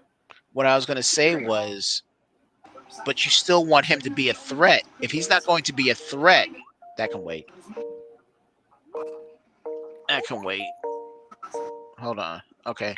That's a Sarge calling you? Yeah, yes, again, you want your point guard to be a threat, and if he's not a threat, all he does is just lobs and everything. They're gonna find a way to, to scheme against that. So who's able to stop Ben Simmons? Name him. Who stopped Ben Simmons? I'm interested to see Who stopped Ben Simmons one going on to the one. basket? One on one. I can't see anyone in the NBA right now that can do that per se. That can stop him. I haven't. I honestly haven't seen a player do that. And if the chat knows of a player, please put it out there. But okay, only person that can stop Ben Simmons is Ben Simmons. But the thing about it is that he stopped himself in the last series that he was in. He stopped himself. Or you could say this. Philly's roster was flawed and it got exposed by the Hawks. I disagree. I don't think it was. We weren't saying no one was saying that. No one was saying that when Ben Simmons was playing. I was saying that when Ben Simmons was playing. You were probably saying that, Danny. Were you saying that? No. Exactly. Exactly. So the Sixers in 2019 had a starting lineup of Ben Simmons, JJ Redick, Jimmy Butler, Tobias Harris, Joel Embiid. Right? They let Jimmy Butler walk out the door. Oh, that's on them. That's on them. I agree with you on that. But when I asked the question, you was like, no, nobody was saying that. But what I'm saying is they traded Jimmy Butler in a sign and trade to Miami and got Josh Richardson in return. Wow. Who's no longer with them? They replaced Jimmy Butler and JJ Redick with Josh Richardson. Yeah. Right? But yet we say it's Ben Simmons' fault. Ben Simmons is not the general manager of the team. Right? So it can't be the double-edged sword when it comes to Ben Simmons. You can't say he's the GM, the coach, and the player. He all he does is play ball. Right? Yeah. Right? Yeah. You know what I'm saying? So we can't say the dynamic of the team didn't change when the best team they ever had JJ Redick and Ben Simmons on it. They didn't keep them. You know what I'm saying? They let Redick walk and they traded Jimmy Butler to the Heat. Yeah, but and guess what? The year after they traded Jimmy Butler to the Heat, guess what happened? Yeah. Yeah, but the Heat went to the NBA Finals. Yeah. But see, the thing about it is we know that the front office for Philly, screwed up and everything. But the front office doesn't put the ball in the hoop. That's what, and again, that's the problem I have with Ben Simmons.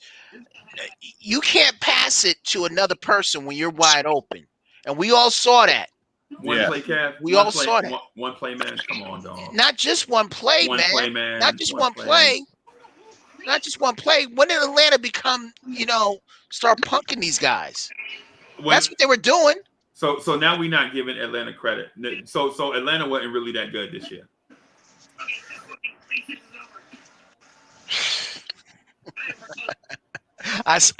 Here's the thing. Here's the thing about Atlanta. They beat the Knicks. I still think, and I'm still, Hold on, Kev. Let me slide in. Let me slide in real quick.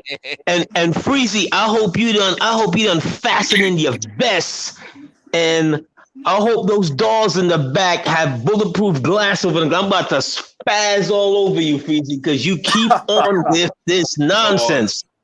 Good morning to the chat. You just said a little while ago, or was it yesterday, that Atlanta wasn't that good of a team. But let's slide that aside. Okay? Right. Let's slide that aside there for a second. Right. When you talk about Ben Simmons, you refuse to talk about his shortcomings, Freezy. What? And I can't understand that with you, my brother. Let me first say, I was a fan of Ben Simmons. I'm still a fan of Ben Simmons. Me too. If Atlanta, right, a team that you said wasn't that good, could take out a second team all NBA dude who is offensively superior to Ben Simmons, what do you think they would have done to a Ben Simmons in that same position that Randall was in? Come on. A man who's scared to shoot the ball. Please answer that question for me, Freezy. Mm-hmm. you talking about? He just explained it. He just explained it. Okay. Okay. You see, he doesn't want to talk about anything that Ben Simmons can't do. He wants to talk about all the things that he thinks Ben Simmons can do. Freezy, if you were playing against Ben Simmons, you would know exactly what to do against him because you know all his weak spots. Mm-hmm. They're too glaring. In the playoffs, in the biggest game of the season, he's under the rim at 6'10" tall. He does not even look at the rim, Freezy. Come on, fam. You can't ignore this. You can't throw it on Philly's management and they changed the dynamics from 2 years ago. They didn't get any further 2 years ago. Yeah, they're in the same position that they were in with him then than they were this past season. The man does not work on his offensive game. He is a liability. Maybe a change of scenery isn't to do him well. Well, but see, what do you think? Maybe, but I mean, if he went to Golden State, yeah, he's set. They can't afford him. Okay, what? And I know the Lakers can't. Nope. I know the Lakers can't. Nope. But Kevin, who are you willing to give up from us to get him? Who would you give up for this guy? I wouldn't give up anybody. I don't want him. But if it came down to it, who are you going to give up? I don't know any of those guys. Jeez, you know what? I don't know. See, and this is the thing with Freeze, man. This is the thing with Freeze. I know you want to better your team, all right? But sometimes you got to see how the players that you got, how they rock before you want to do it.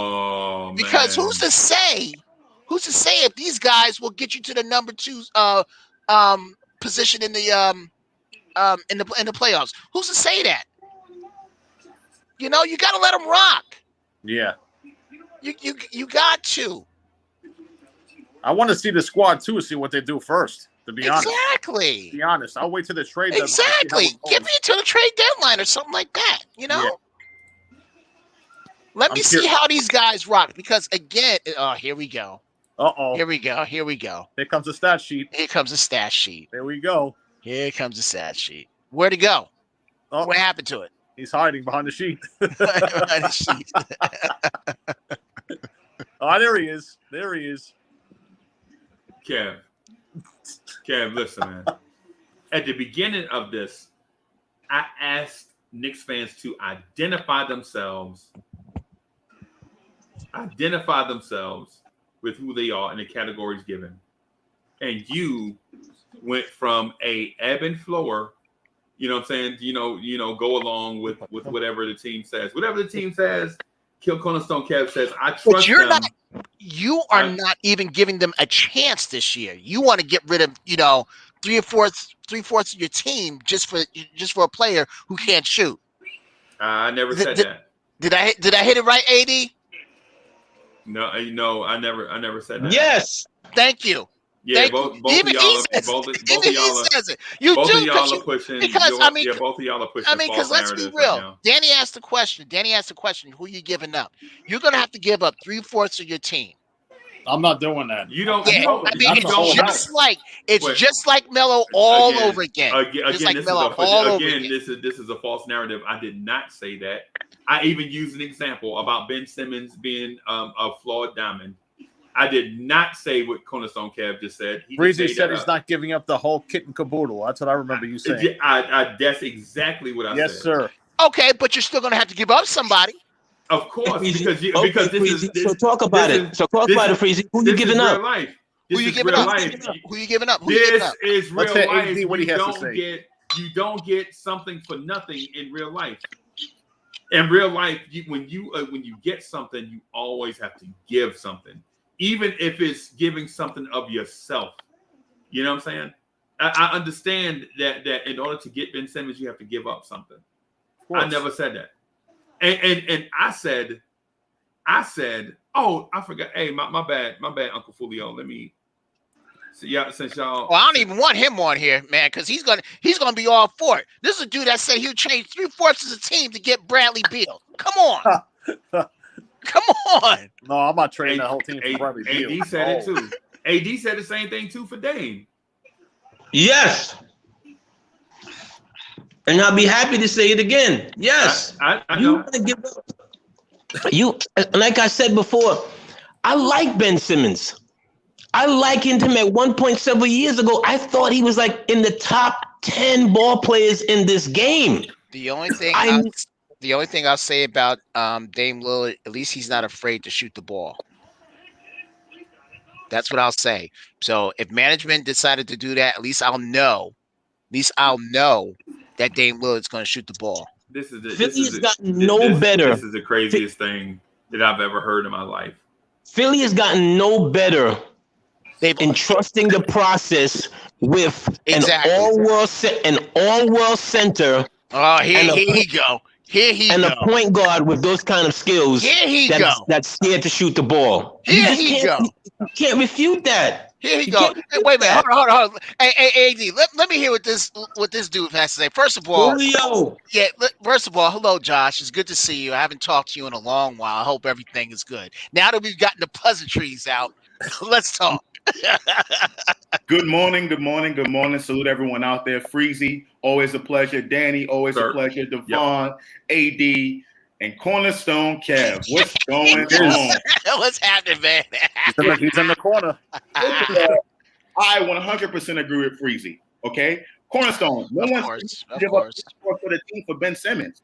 His value is at an all-time low right now. An all-time low for Ben Simmons. Okay, you don't have to give up 3/4 of the team. Quit with this narrative like everything is the Melo trade all over again. Right. Like it's just a false. I just hate that.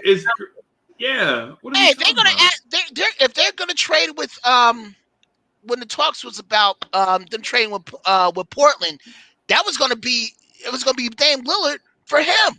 So there you go, right there. 1 for 1. But that's 1 for 1. Hey, Dev, how you doing, Dev? That's 1 for 1, though, Kev. And you talk about the Melo trade like that was a bad thing. He got us to the playoffs for the first time in like forever. And we were a good team. The team just failed to rebuild around him after that. So that wasn't a bad thing, Kev. But Josh, the team was good before they traded for Melo. That's true. They were all right. They weren't going to go nowhere. Like Wilson Chandler and Raymond Felton. Timothy Mozgov. Mozgov was going in. Mozgov won the championship. Be real. Just because MSG put them on the screen saying these players work really hard, they hustle and all that stuff, you guys fell all for the okie doke, okay? That team wasn't going to do anything substantial. This is New York. We needed someone like Carmelo Anthony, and he got us, to the playoffs. And if the team would have continued to build after him, we would have been way better. Gallinari. Yeah, I wanted to keep Gallinari. So it's not necessarily a bad thing to give up some players. And let me just say this. I know you were asking Freezy, what would he do and who would he trade for Ben Simmons? I'm going to tell you this right now. This is my opinion. RJ Barrett, for me, he ain't a non-starter. Okay? Mitchell Robinson, for me, is not a non-starter. Emmanuel Quickley is not a non-starter. Obi Toppin is not a non-starter. All right. Now, I'm not saying I'm going to trade all those players at one time to get Ben Simmons. I need some alcohol now. I'm not saying that. But at the same time, like you guys, Alka-Seltzer. Alcohol. Hold on. Last year in the playoffs against Atlanta, what was everyone saying? The Knicks don't have any talent. Now we have an opportunity to go get someone who's very, very talented, and nobody wants them. The Knicks are perfect. First off, we do have talent now. Oh, yeah? Okay. He just said that, Kev. No. He said we didn't have it. He said we didn't. I'm saying the narrative from Knicks fans was we didn't have any talent last season against Atlanta. Atlanta was an overall better team because we didn't have any talent. This was some Crown Royal. I swear to God, I wish this was some Crown Royal. All I'm saying is you pick up the phone. I'm not saying you just don't write them off right away. That's what I'm saying. Right. Pick up the phone. Yeah, of course. And you see what they're asking for. I'll be right back. Hold on. When it's 14-7-7, 14-7-7, tied for defensive player, when did that become a liability? I just want to know. I really need to know. He's offensively a liability. That's not true. Offensively challenged. That is not true. Did you not watch this man? So tell me something. I didn't watch this man at 6 foot 10.5 be afraid to take the shot under the rim. What was that? Hold on. What was that? That's one play. One play, man. Come on. He man. did that. He did that throughout. He's done that throughout. You can back off Ben Simmons. You can literally be 10 feet away from Ben Simmons because he will not shoot a jump shot because he can't shoot a jump shot. Hold on. Let me say something real quick, Josh. So AD, hey, Hardwell, what's good? You say 14.77 assists. That's about 30 points a game. That's about 33% of the offense right there. What are you talking about? He's a liability on defense. He's one of the best, probably the best defender in the league. I don't get the liability part. Like, and his ability to make on offense. So he was 12th in the NBA in assists last year. Hold on. So you believe a point guard that has the ball in his hand, people are just going to let him just stroll to the basket and dunk it all the time? Because that's where he gets his points from. He gets his points from 5 feet in. He cannot shoot. Whatever he is, he cannot shoot. Okay. Mitchell Robinson can't shoot. If he's averaging 14 and 7 and I don't get it. So hey Fish, let me say this real quick. So what AD is conveniently leaving out is this. On one hand, you have maybe the most gifted offensive player in the league in Damian Lillard, right? At the same time, Damian Lillard is statistically 3 seasons in a row the worst defender in the NBA. And those are facts. Don't make me pull them up. Right? Defensively, he's the worst player in the NBA. The only 2 players that are even close are Trae Young and Kevin Knox. Right? Freezy, right? You got the numbers there in front of you, right? And so here's the other thing. We're saying a dude that's averaging 14 points a game, which is not the worst offensive player in the league, right? A dude averaging 14 points a game, 7 assists, and 7 rebounds is a liability offensively when he can get to the basket whenever he wants and finish at the basket. Okay, you know who averages 4? You know who averages his numbers? Lonzo Ball averages his numbers. Okay. When I talked to Lonzo Ball on these airwaves, most people did not want Lonzo Ball. Who would you rather have? Lonzo Ball who can actually shoot and still direct and as a point guard, or some big man, or some 6'10" big man who has mental issues right now offensively? Is Lonzo Ball? Yeah. I just want to show him something real quick. Let's go to the stat sheet. Is Lonzo Ball on this list right here in front of you? No. Hey, go ahead, bro. My bad. I want to say one thing about it. I agree with Uncle Freezy about it because how the teams seem to be set up. We have a lot of players stacked in the same position, meaning like we kind of look like we preparing for a trade. So in reference to what y'all said about Ben's value right now, Ben is a good value. And the only thing I don't like about it, him and Kemba play the same position. But y'all looking at players who didn't prove what Ben already proved already. You know what I mean? And Ben is an all-defensive player. I understand I like the players on our team, but y'all looking at players who didn't do what Ben did.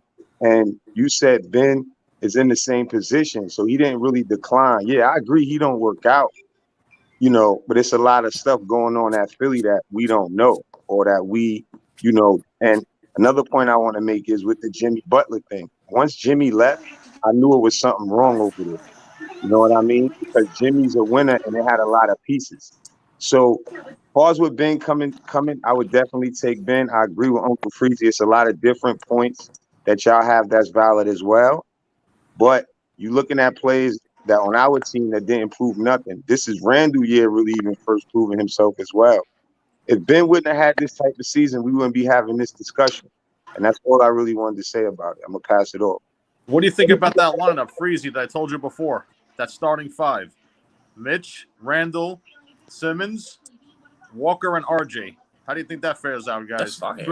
Bro, I would say this, and I'm gonna slide. I'm gonna get behind the scenes so y'all can chop it up. But I'm gonna say this: Can you imagine what the floor spacing would be? Imagine Kemba Walker not facing double teams every time he touches. Imagine Julius Randle, who was Julius Randle was double teamed the third most amount of times in the NBA.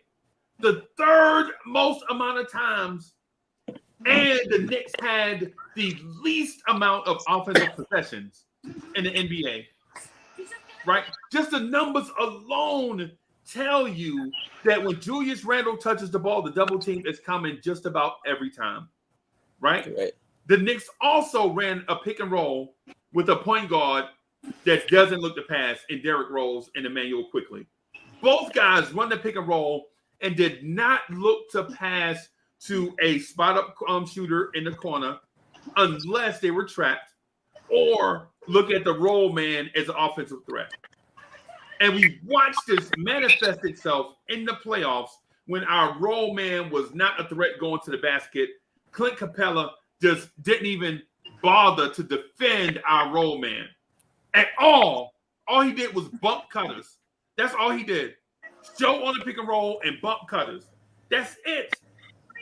Right? And you telling me that the addition of Ben Simmons to this team would not diversify this offense and make every defender honor their man because of Ben Simmons' elite level of passing. What in the world are we talking about? And he's a matchup nightmare. He's a matchup nightmare. The guy is 6'11", can play multiple more positions. Than him, like, he's tough. Right. Julius Randle's when we were at the Hawks game, we were at game 4 in the suite, right? We watched Julius Randle kick out of a double team to Nerlens Noel at the top of the key for 3. That was the outlet, right? Because Elfrid Payton had got benched. And listen, man, are y'all listen, man? What are we talking about? Y'all never killed Jason Kidd for not having a shot for all them years like that. Just to give you another example of a good guard, because Ben is a great guard. You can't really shoot, but right away y'all ain't judge it. He got a jump shot at the end of his career. That's not fair, fam. J Kidd worked on his shot, and you can see the numbers over the years proves that on. Ben has never worked on his shot. Nah, I think it's only 25 years old. You know that, right? The media is magnified now. It wasn't around really back then, and he's really young, so you can't really say that neither. It took. Here's the thing. Ben is 6 years into his career. The media is magnified, and we just judging it right on because we following all of this stuff. J Kidd took a while to get his jump shot too. I remember that.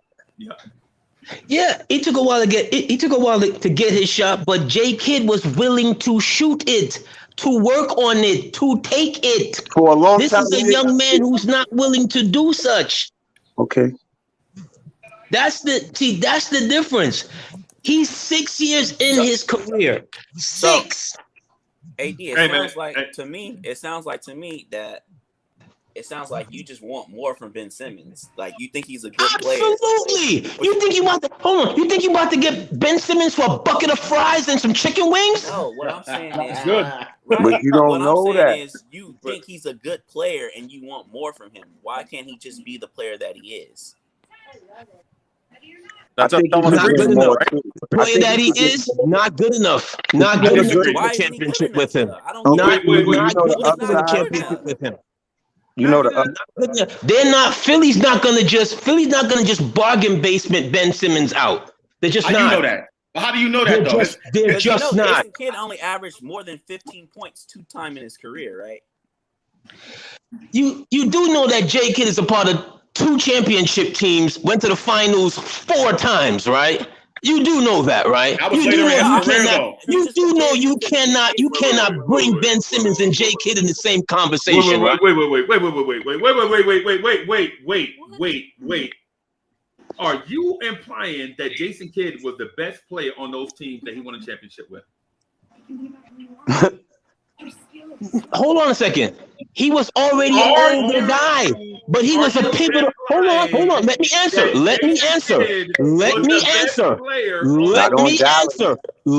answer. Dallas did not sniff the finals without J-Kidd. One. He only J-Kidd won was one stuck. Hold on. championship, actually. I'm sorry. He won one and went to 3 finals. And what Those happened in teams, those other 2 finals? He got swept out. he got swept with a next. He got Yeah, so swept that with the next proves- team. He that got swept with proves the it next was team the that could not beat a Shaq and Kobe and a Tim Duncan Right. Spurs So team. don't act like he was just the greatest But he player. took less. But he took less to the finals. He took Nah. less to the finals. He never played with an Embiid. That kind of He never played with an Embiid. That Come kind on. of proves it was the Dallas team. That kind of proves it was the Dallas team. Because you were saying like if he was on Dallas, like that's why they really won. Yeah, he played a role, but he's saying that after that, what did he do? And he got swept out, meaning like he didn't go somewhere else and keep doing that. Not to take shots at Kid, he's great, legend player. You know that. It's a good comparison because he got love, he couldn't shoot. And I just said that the media, as far as watching, not really kind of comparing, but it's a good one because they both. Ben is just, to me, more aggressive. If you don't normally see Euro big players that can move that fast and a threat like he is, so you're gonna have some people think he's better than Jason Kidd too. Oh my God! You'll have some people say that because, like I said, he can't shoot, Ben can't shoot. But to the main point of our team, what I was gonna make was that you looking at players that didn't prove themselves yet.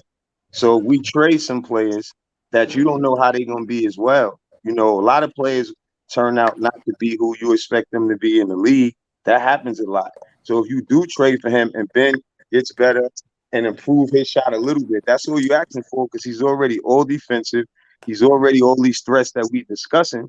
So it is a good risk if you ask me. That's the only reason why I said it. Of course, a change of scenery and doing well, probably. Yeah, we need to start. And That's what we're preparing for. If we stacked in the same position, like I said in the chat, think about that. How's everybody gonna play? Y'all not taking that into consideration. They're gearing up to get rid of a certain amount of players to bring a star in. I think that's my opinion, and I'm passing with that. Oh, I just want to say, I wouldn't even put Ben Simmons at the guard. I wouldn't even put him there. All you gotta do is put him at the 5. You put Ben Simmons at the 5. You put him at the 5 next to Julius Randle and his ability in the mid range to get other people open. That opens up so much for what the Knicks are trying to do offensively. Like I get it, the guy can't shoot. I totally understand that, but he's only 25 years old. I'm betting on the future with this kid. 25 years old, already made how many all-star teams? 3. All defensive teams? Defensive team. Like, that's crazy at 25 years old. I get it. He's been in the league for 6 years, but there's still so much growth there. And I think it's just terrible for Knicks fans. It's irresponsible for Knicks fans to say, I don't want that player, when we got in the first round of playoffs last year, and Julius Randle didn't do anything. Whoa. He was our all-star. Hey, Josh, I just want to say two quick things. First of all, Ben Simmons has not been in the league 6 years. He's been in the league 5 years and only played 4 years. And out of those 4 years, he's a 3-time All-Star. Right? And so secondly, I want to bring up this thing. I want to bring up a point, and I promise you I'm going to get out of the way. Last year, R.J. Barrett shot 30% from 3. 30%, right? Tom Thibodeau becomes the coach. R.J. Barrett shoots 40% from 3, right? Pre-Knicks trade, Derrick Rose shot 33% from 3 in Detroit, right? With the Knicks, Derrick Rose shot 41.1% from 3. Right?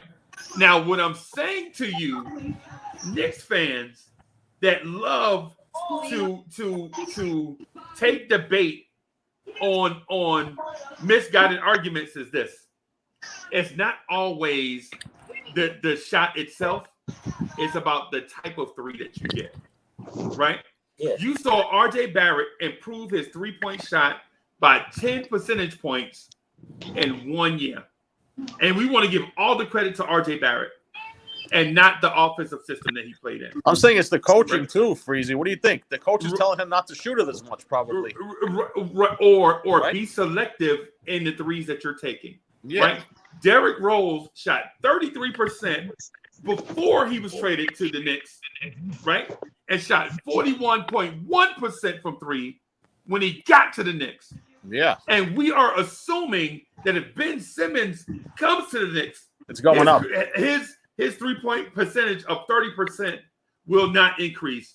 I'm here to tell you that Ben Simmons with the Knicks will improve. I don't know how much, right? I don't know how much.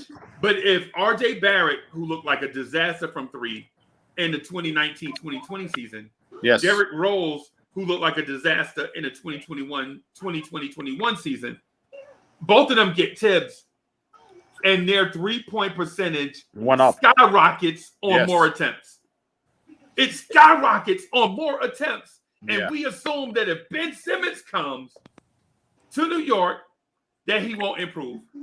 And this is data. This is statistical data. This is not something I made up. I'll put it on the screen right now. Uncle Frizzy, you say Ben Simmons and improve, and all I can, if he's improved, he's a first team All NBA player. That's a fact. Second team All NBA player. And it's a defensive team. Yeah. With Tibbs. Right. So, I'll put you. Hey, Fish, listen. Hey, Fish, listen. Me and you need to do a show about deep diving into statistics so that we can dispel a lot of these false narratives that Knicks fans have. Because Knicks fans will grab a false narrative. They'll hear somebody say something and it sounds smart, right? And they'll run with it, right? As opposed to doing a deep dive on their own and finding out the truth for themselves. Right.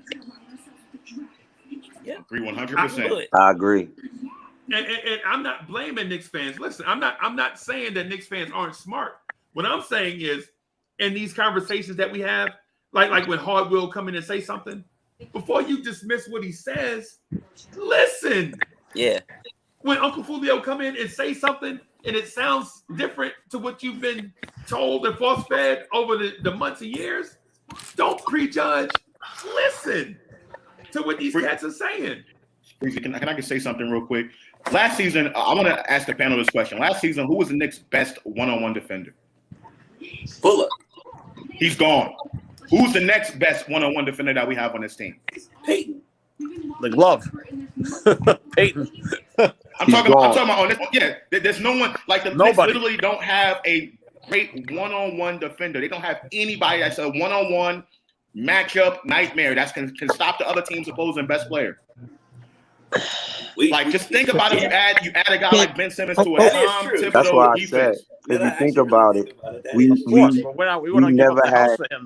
we never had an all defensive play. I said that before. I said that the Knicks is playing great team D because Tibbs is scheming or how that's going. But if you add someone like Ben Simmons to that, you know what I mean? It's going to bring it up a whole nother level because he's already on that all defensive team.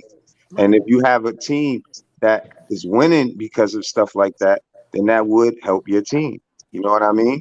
Because we read defense. You can't front. We moved all the way up on the list on defense. So as a team, and that's obviously Tibbs, and credit to Mitch and credit to those guys that y'all just shouted out as well. But two of those guys is gone, like he said. So we do need some help on D because Fournier is not really known for that much defense. Certain players we know don't play that much D. But with the scheme, we should be good. But like I said, that's my point in liking Ben as far as fit. And I always said that people thought I was crazy because of his situation. And not only that, but think about it this way. Like, how many times have we said during the season, despite the Knicks having a good defense, right, a good team defense, that we got exposed a few times, right? Because, the teams would pick up on what the Knicks were doing, the ice pick and roll, whatever. Right, exactly. Right. So now if you add a player like Ben Simmons, you're able to do much more defensively, and the teams can't really scheme that much. Ben Simmons can switch off all 5 positions come pick and roll time. He can switch off of that. And think of the main point. If you trade him, if you trade some of our players for him, that we don't know what they're going to be like I said, think about that. He's already what he is. Like he said, all 3-time star, all-star, all defensive. You think all these players that we may give up, consider giving up maybe like right now, is going to be all of that? They wouldn't. All of them wouldn't. You got to think about that. You feel me? That's why we got so many players on our team, I think, like I said.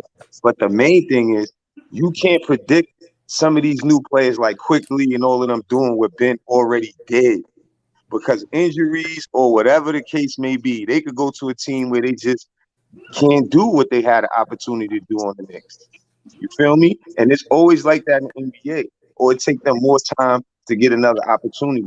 So Ben, if he even goes downhill, he's gonna go back up faster because he's already experienced through all of that. That's a part of the game, even though he should have shot the ball. I agree with you.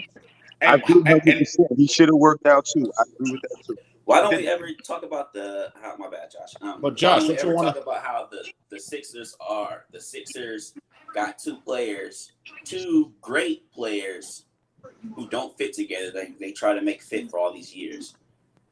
Like even as basketball minds, I mean, we don't make the top level decisions of or scouting or anything like that. We all can tell that Ben Simmons and Joel Embiid, it just don't work together. They're two great players and they're two great, talents that you would want on your team for sure. It'd be hard to get rid of either one of them. But their style of play just doesn't work together. That's why when you see like the Sixers, like when Embiid is hurt, you see Ben Simmons and the Sixers flourish. I've watched them win like 12 games in a row 2 years ago without Embiid. And then when Simmons isn't in the game, they even look better. So it's like it's the Sixers management's fault for keeping these two players on the same team for so long and thinking it was ever going to work when you can tell that these two players don't fit together. They're not AD and LeBron. They fit together and they're talented enough that the pieces around them, they can lead to a finals. I just wanted to say it. I'm sure a lot of you have heard that Philly is also trying to include Tyrese Maxey in the deal. So if we can get a Tyrese Maxey coming back with the Ben Simmons, what we need to hold on Emmanuel quickly for? Yeah. What do we need to? Essentially. Who are you going to give up, Josh? Who are you going to give up for these? So look. Listen, I have not fully thought about a particular trade, but I'm like I said in the beginning. For me, Mitchell Robinson is not a non-starter. Like I'm not putting Mitchell Robinson in the trade. For me, that's not going to stop me from making that trade. Same with Obi Toppin. Same with Emmanuel Quickly, and I'll even say R.J. Barrett. I'll even say him as well. That's just me. You know what I'm saying? And look, I like R.J. I like where he's headed, but to me, R.J. Barrett ain't no Ben Simmons. Could he potentially get there one day? Maybe, but he ain't no Ben Simmons. He ain't no game changer like that. And you know what I'm saying? So. How did Ben change the game against Atlanta exactly? He shut Trae Young down. What are you talking about? I mean, we judging him on one series, or we just judging Ben Simmons? Like I said, hold on a second. How did Ben change things against the Raptors a couple of seasons ago? Why was it? It was Joel Embiid that was chasing Kawhi Leonard to the corner when Kawhi Leonard hit that shot. And let's not act like Kawhi. Hold on a second. I listen to y'all. Okay. This is not the 90s. Defense to where you guys think it is, it's not. The importance of it is not the same. All you can do is look at the average of points each team scores. It's not the same. What he gives you and what he does not give you on the offensive end does not equate. I like Ben Simmons. I've always liked Ben Simmons. Don't get it wrong. But that's why he said on that team. Philly's not just giving up Ben Simmons like that. What if they are? No, but look, that's why he said on that team, fam. He said he don't work good on that team. And what do you think he's not going to work good on the Knicks? Like the main point, like some of us think, is because we can't judge players that we project to do what Ben already did. That's one good point. And Ben is bringing defense as well as what other players we may give up. So what players you don't think Ben will be good on the Knicks? That's what I want to ask him. Fam, that was just talking. Do you think Ben will work with the Knicks or no? Yes. I think with the right nucleus of players, yeah, Ben could be good on the Knicks. Absolutely. But I think it could go wrong. Okay. Because Ben's best position is with the ball in his hand as a point. That's his best position. You're gonna come all of a sudden and then throw him on a wing and make him what, a corner three specialist? And make him what, Knox? No. You gotta, if you bring Ben in, you're bringing him in for his strengths already, and you're going to try to better his shot. But the reason why, what I was going to tell you was that, do you agree that our team has too many good players in the same position? Yes and no. Okay. But do you think if we let a player go that we had for a couple years, reference to like a Miles McBride or the new talent, do you think that would matter? Because that's the point I'm really making. If we give away a few guys, the team will still be good. That's what I said earlier, when it looks like we have so many players that can either play the same position and deserve more minutes. That's how you could tell a player, if the team is doing something funny to me, because we too deep, and Obi, Randall, they play the same position. Obi deserve more minutes. You hear all the talk. So if we give up certain players that you may love, he may love, some of us think, and they get caught up into that, the Knicks are still going to have a good team. And if we take Ben Simmons and replace some of them guys, that's going to make us even better. Yeah, but Philly's going to try to fleece us too. What do you think about that? Where are you playing Ben? That's not me to decide right now, but I know long as he in that mix, I said it in the chat, him and Kemba is the only thing that I've seen what could be a conflict for me. But if we put Ben in a different position, I don't know how that part's going to work. That's the only part I don't see. But I think it could work if we put Ben in a different position. And I'm glad you moved right to that, because some of the players that we're going to give up is not really, we don't know what they're going to be. That's why we see the upside with Ben. I'll try to give them draft picks. They're going to try to fleece us. We can't do a direct deal with Philly. It's going to have to be like a 3-team deal or something, because Philly dealing with us, they're going to rob us. They're going to try to rob us big time. AD, you can't say the league doesn't value defense. We made the playoffs on defense. I think there's a center in Utah that makes $200 million because he plays great defense. So you can't. Did you watch him? Did you watch him in the last round of his playoffs? Who? Did you? You're talking about Rudy Gobert. Did you watch Rudy Gobert in the last round of his playoffs? Okay, Yeah, he was a liability. They went small, and he couldn't cover nobody. Okay, if anybody watched that last series out there with Utah and God, the name is skipping me out there. Utah and the Clippers out there. He was a liability out there. When they went small, that $200 million defensive player of the year was nothing. And that's just facts. Is it facts though? Facts. You go back and watch that you go back and watch they're eliminating fourth quarter. Okay, you didn't have to watch it. Just go back and take a look at the points that was scored. So they lost because Rudy was from the floor, and not because the Clippers were a better team. Hold on a second. Utah was a better team than the Clippers coming into the playoffs. Come on, AD.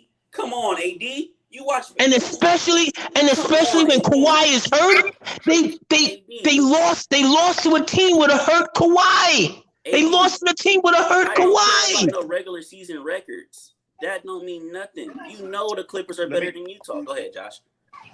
I just want to interject real quick. One, I think it's a terrible comparison to compare Ben Simmons to Rudy Gobert, because Ben Simmons can pass, and Ben Simmons is a killer from the mid-range and in that no one wants to talk about. He's so much of a liability on offense. He can't shoot the three, but from the mid-range and in, the guy is a bucket, a bona fide bucket from the mid-range and in. Post up, off the pick and roll, all of that stuff, okay? That's number one.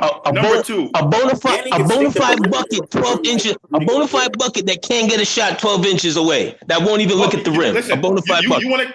AD, you want to continue to highlight on that game? I think that's completely fair. That's perfectly fine. But we all know what Ben Simmons can do from the mid-range and in. That's number one. Number two, people forget when Joel Embiid got hurt for that long stretch of games, I think it was 20-something games or whatever. Do you know what Philly's record was?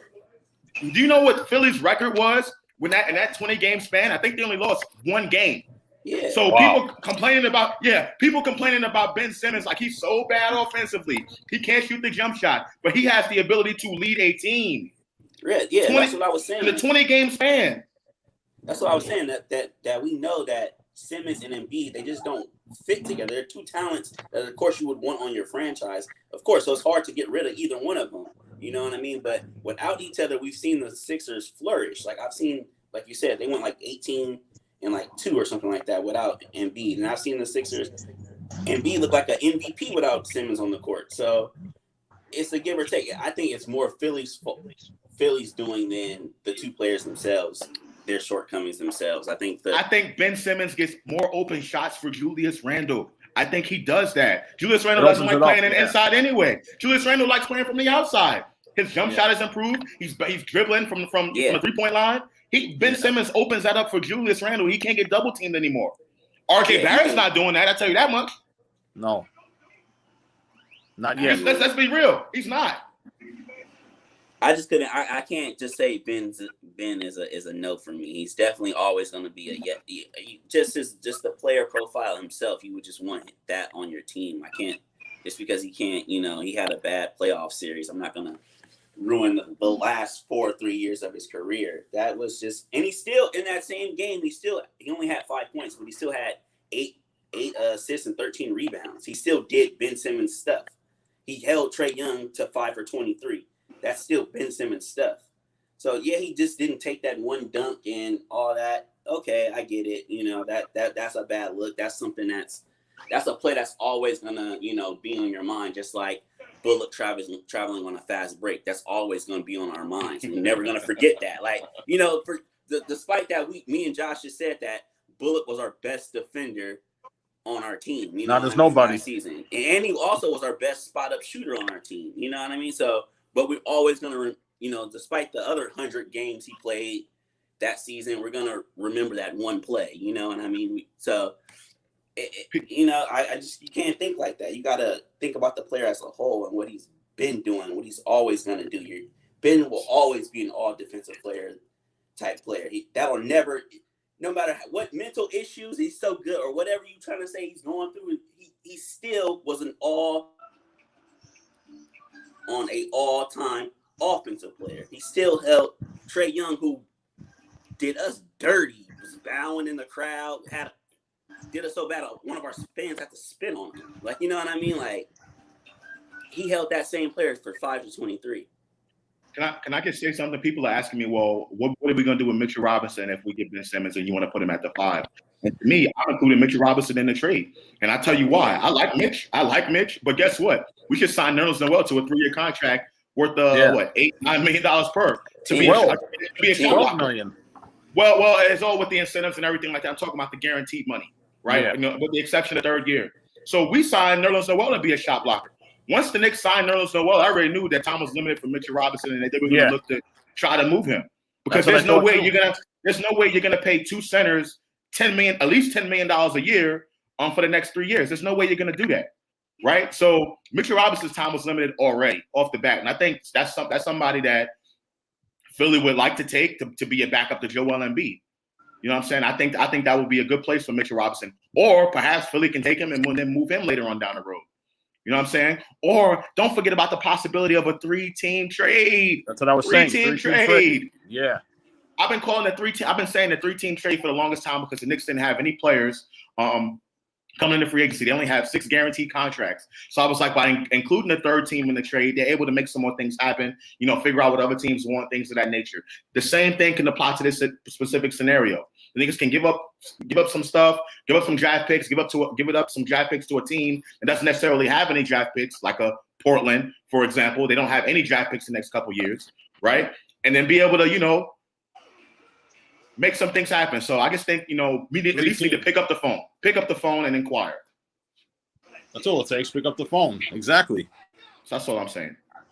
But what do you think? Don't you want to see what this team does before you make any moves right away? See how these guys do it all together? I don't think the trade is going to happen. I think the Knicks are pretty much going to be content with what they're doing. But down the road, I think there's going to be the team is flexible for a reason. These contracts are all movable for a reason. So a lot of these players that we're talking about now that's on the Knicks, they won't be here come next season or the year after that.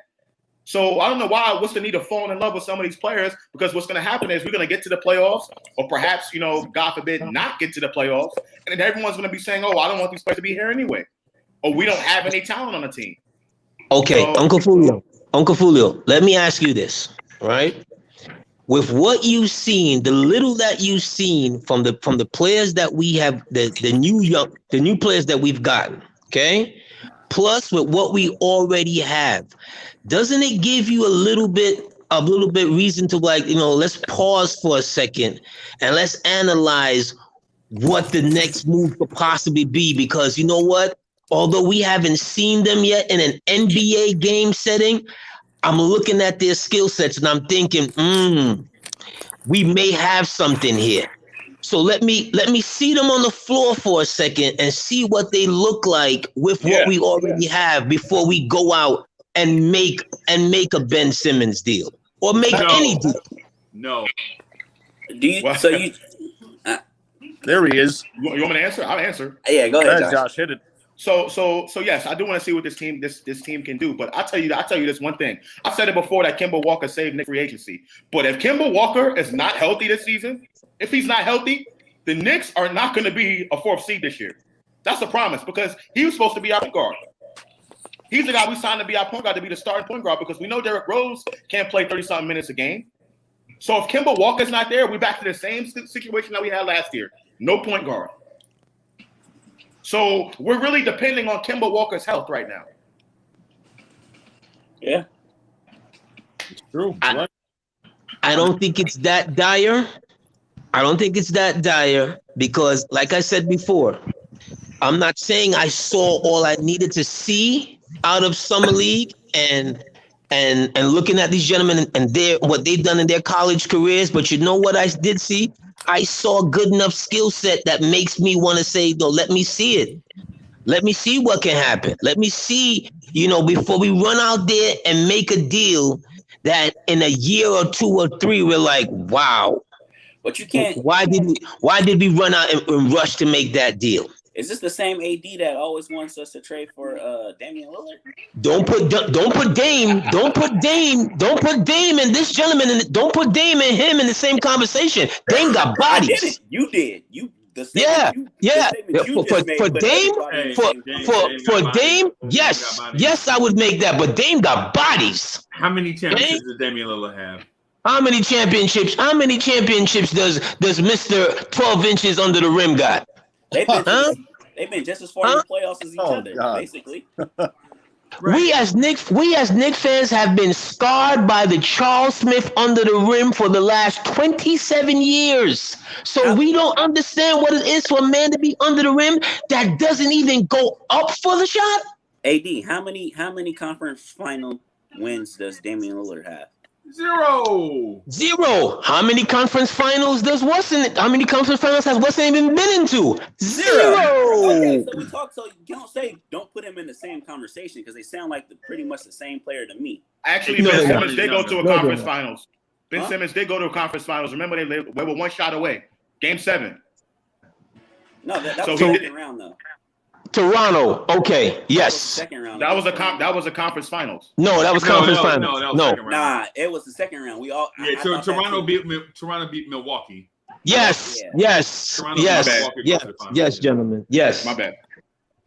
We're looking. See, I'm not. Again, I don't dislike Ben Simmons, but as I asked this question before, you trade for Ben Simmons. What position is Ben Simmons playing? Whatever position you need him to play. Okay.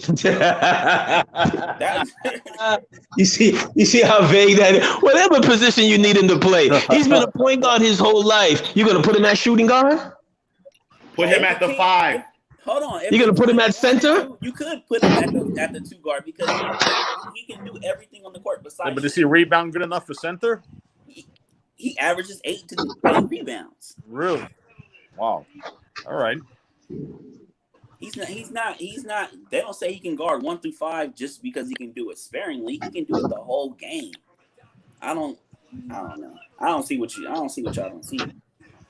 And Ben, I get it. He can't shoot, and he had one bad play, a couple bad series, but I don't see the disrespect that he's getting. Julius Randle had a bad series too. Ain't anybody talking about that? Right, and he's a scorer. They had a bad service. Man, are y'all done? Are y'all done with that Ben Simmons talk, man? That's a waste of time, man. The dude can't shoot, and he can't shoot free throws. So why are we going to get him on the Knicks? And that's what we were missing versus the Atlanta Hawks. We were missing shooting from the Atlanta Hawks, so he can't shoot. Now we was missing somebody that could stop Trae Young. And that's what. Okay, we got McBride. We got McBride could stop Trae Young. Oh my God. You trying to say Bride can't stop Trae Young? Come on, man. Hey, he probably can. He probably can, Charlie Ward. But Ben is the best defensive player in the league. It don't get no better than Ben. But this is what I'm saying though. All right, check this out. He's only say 25. Say the game online, right? They're gonna foul Ben Simmons at the end. They ain't gonna put Ben Simmons on the bench. He's gonna be in the game. And it's gonna be Cashapp. Lucas, stop. Okay, and then they hack him. Let's just say they hack him, whatever. Maybe his shooting's gonna improve. He's only 25 years old. Let's say you take him out the game. He's scared to shoot. That's the problem. That was on the coaches probably telling him not to shoot. No. Aren't there rules against Hack-a-Shaq now? Didn't the NBA come out with rules against that or something like that? Yeah. Man, this dude made too much money. Is scared to shoot. This guy making too much money not to shoot. He's not a shooter. And his contract going to go up too every year. His contract going to go up. Why are you mad at somebody that doesn't do something that they don't already do? That's like me being mad at you that you don't speak Spanish, and I know you don't already. Like, man, that's two different things, man. What are you talking about, dude? That's a different ball game, man. Your mind. How can you be mad at somebody that does something that you already know they don't do this? You already know that they don't do this. Why would you put a dude on the team, on our team, that can't score? He can't shoot. He can score. He can score. Sure he can. What was his average? Oh, okay. What? He scored 13 points in the last game of the Atlanta Hawks, right? No, he actually only scored 5 to be honest. Oh, okay. Thank you. I appreciate that. That's worse. But it's not about just scoring. So you making my take right there. It's not about Ben Simmons putting the ball in the basket though. It's not about Ben Simmons. It's the team. He's gonna help the team put the ball in the basket. So really, 8 assists, really, and 13 rebounds. Yeah, those 8 assists and those 5 points. That's actual points that he helped produce on the court. Shit, so, we might well count Peyton then for that. But Peyton wasn't Peyton wasn't getting assists like he used to. He wasn't getting the assists like he used to. Am I right or am I wrong? Does the assist not fall down or no? Yeah, Peyton went down. Yeah. So when you Peyton, what's going on with Peyton? He had bad chemistry with the guys on the team. That's why he no longer with the Knicks. It was too much going on in the locker room.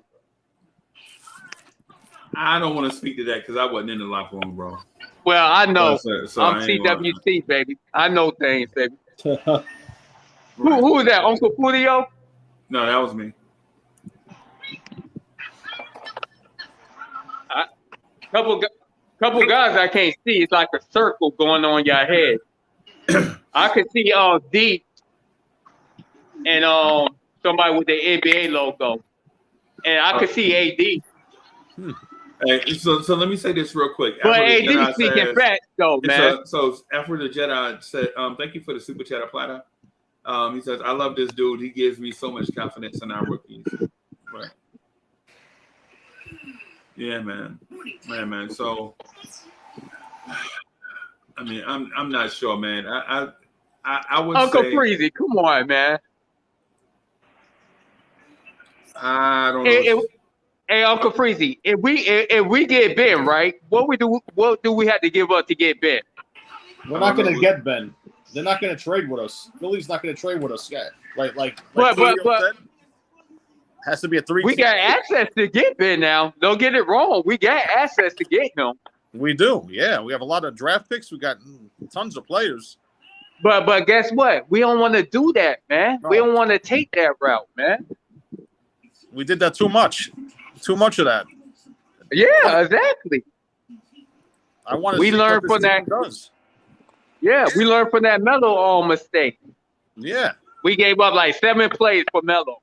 All those, and he could have waited. He could have waited next year to come on the team. And they were playing. They were playing good before they made that trade, right, Freezy? Yeah, exactly. They were, but you know, to what the front office was thinking, man, is they didn't know if that was going to be sustainable.